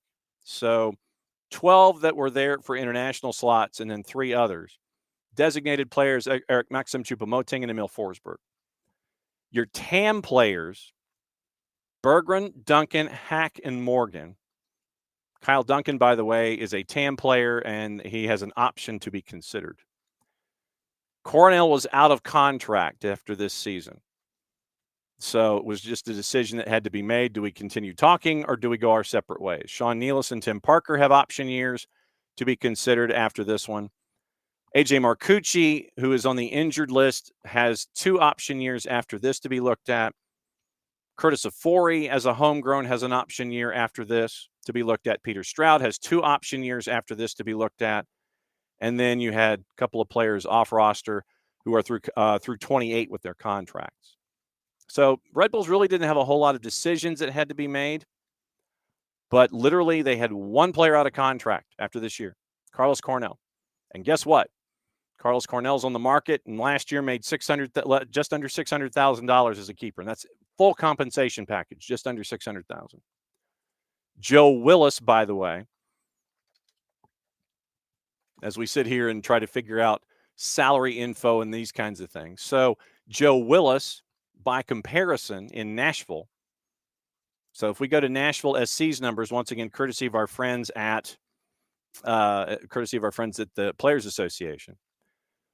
You have we'll go to Walker Zimmerman and we'll look up Joe Willis as well. So Joe Willis was making 600 base, 658,000 and a third. So I'm guessing it was a 3-year deal that he signed. So 658 and a third total compensation for Joe Willis, same neighborhood as Carlos Coronel. Walker Zimmerman was making 3.2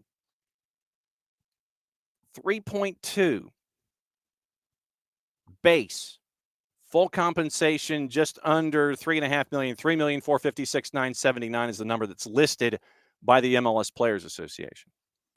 So what you've done with Walker Zimmerman is send your number 2 salary on its way. Hani Mukhtar at 3.9, Zimmerman, and this is just base. This is base, not full comp. So base and full comp for Mukhtar put him just over 5 and a third, or 5.3. It's a 3-year deal because it ends in 667. So Hani Mukhtar, $5,311,667. Then Sam Surge, full compensation just over 3.2. Walker Zimmerman, full compensation just over 3.4. Your number 2 salary gone to get you ready for the 26th season. You have 2 other players in Boyd and Brugman that were on your books. Brugman had an option declined, so his $1.4 million in total comp out the door. So that's what you're looking at with Nashville. So Nashville making some moves. Mukhtar, Surge, and Zimmerman, you open up a DP spot. This was not a contract renewal for Zimmerman. He was out of contract. You have 1 more year with Mukhtar and Surge with option years to follow. Brugman was a TAM with an option pickup. Brian Acosta was a TAM, was a straight-up player contract with an option year. Teal Bunbury out of contract. Muil had an option. Joe Willis had an option. It was declined. Supplemental decisions were Julian Gaines with an option, Wyatt Meyer, who has 3 option years, Passius, who has 2 option years, Tate Schmidt with an option year, Valdez with 2 option years, Taylor Washington retired. So that's what you're staring at with Nashville. Bunbury gone, Zimmerman gone, Willis, option not renewed. And in the same ballpark as Carlos Coronel when it comes to salary. At least that's what it was last year. So that's what you're staring at with the decisions that came out of Nashville this morning. What else is on the board? You can catch a lot of it tonight on Soccer Over There, 8 o'clock. We'll be at the Brew House. We'll discuss everything World Cup qualifying. We didn't even get into CONCACAF. We didn't get into Europe. We didn't get into any of that. But that is kind of the way of the show sometimes. It's like we have all these topics on the table, and there are a lot of times where, honestly, legitimately, we need a third hour. Like I said, that's just me. That's just me. But I know that we all kind of grab onto the comet's tail every single morning, and we try and figure out, okay, this is what we want to talk about. Do we go there? Do we not? Do we get the chance to go there? Do we not? CONCACAF Tuesday is going to be insane. We'll talk about it tonight.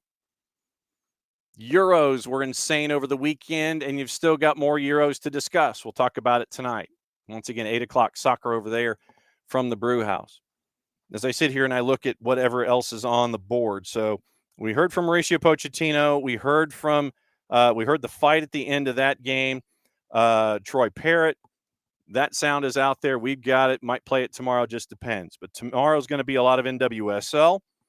And we'll get into a lot of the World Cup qualifying stuff tonight at Soccer Over There. Once again, tomorrow on the morning show, it's going to be Casey White. KCD is going to be on at 9:15. We find out why Derek Barnes wanted to go and take on what's going on in Grand Rapids in MLS Next Pro in 2027 at 10 o'clock.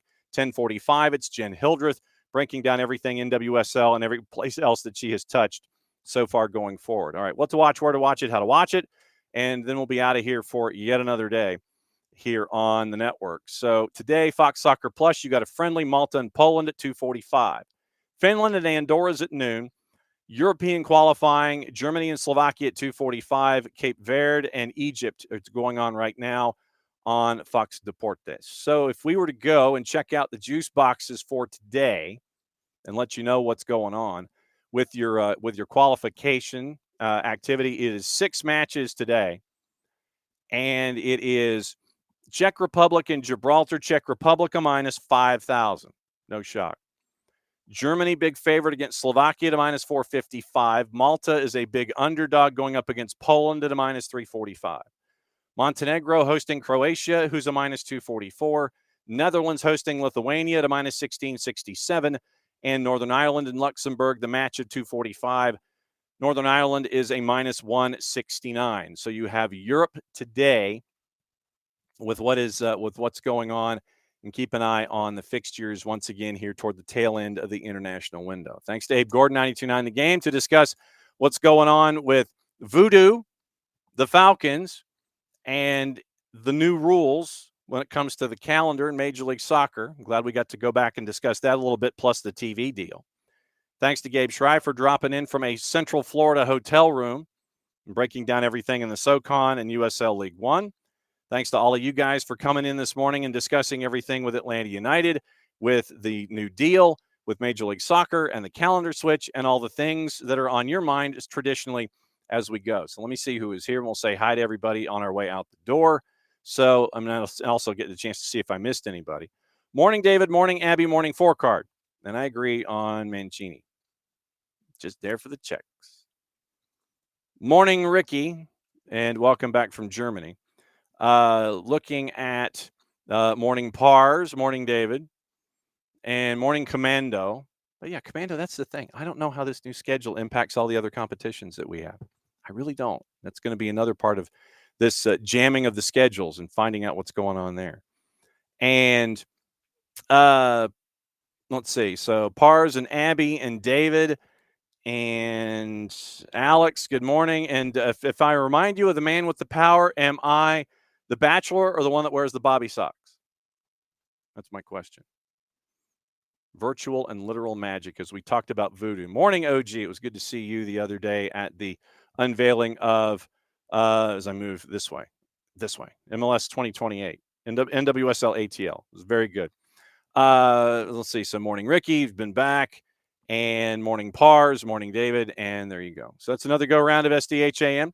Back at it again, 9:05 tomorrow morning. We are full talking NWSL, and we're talking Next Pro. We're talking about new teams, talking about growth, talking about the why, and anything else on your mind. We'll probably talk Euros too. Thanks for dropping by as you always do. It's another go-round of SDH AM. For everybody here at SDH, I'm just John. Thanks for dropping by as you always do. Since it's the end of the show, that means I get to do this. We'll be back in a little less than 22 hours. Mucha plats, y'all. Enjoy your Monday. Stay safe. We'll catch up soon.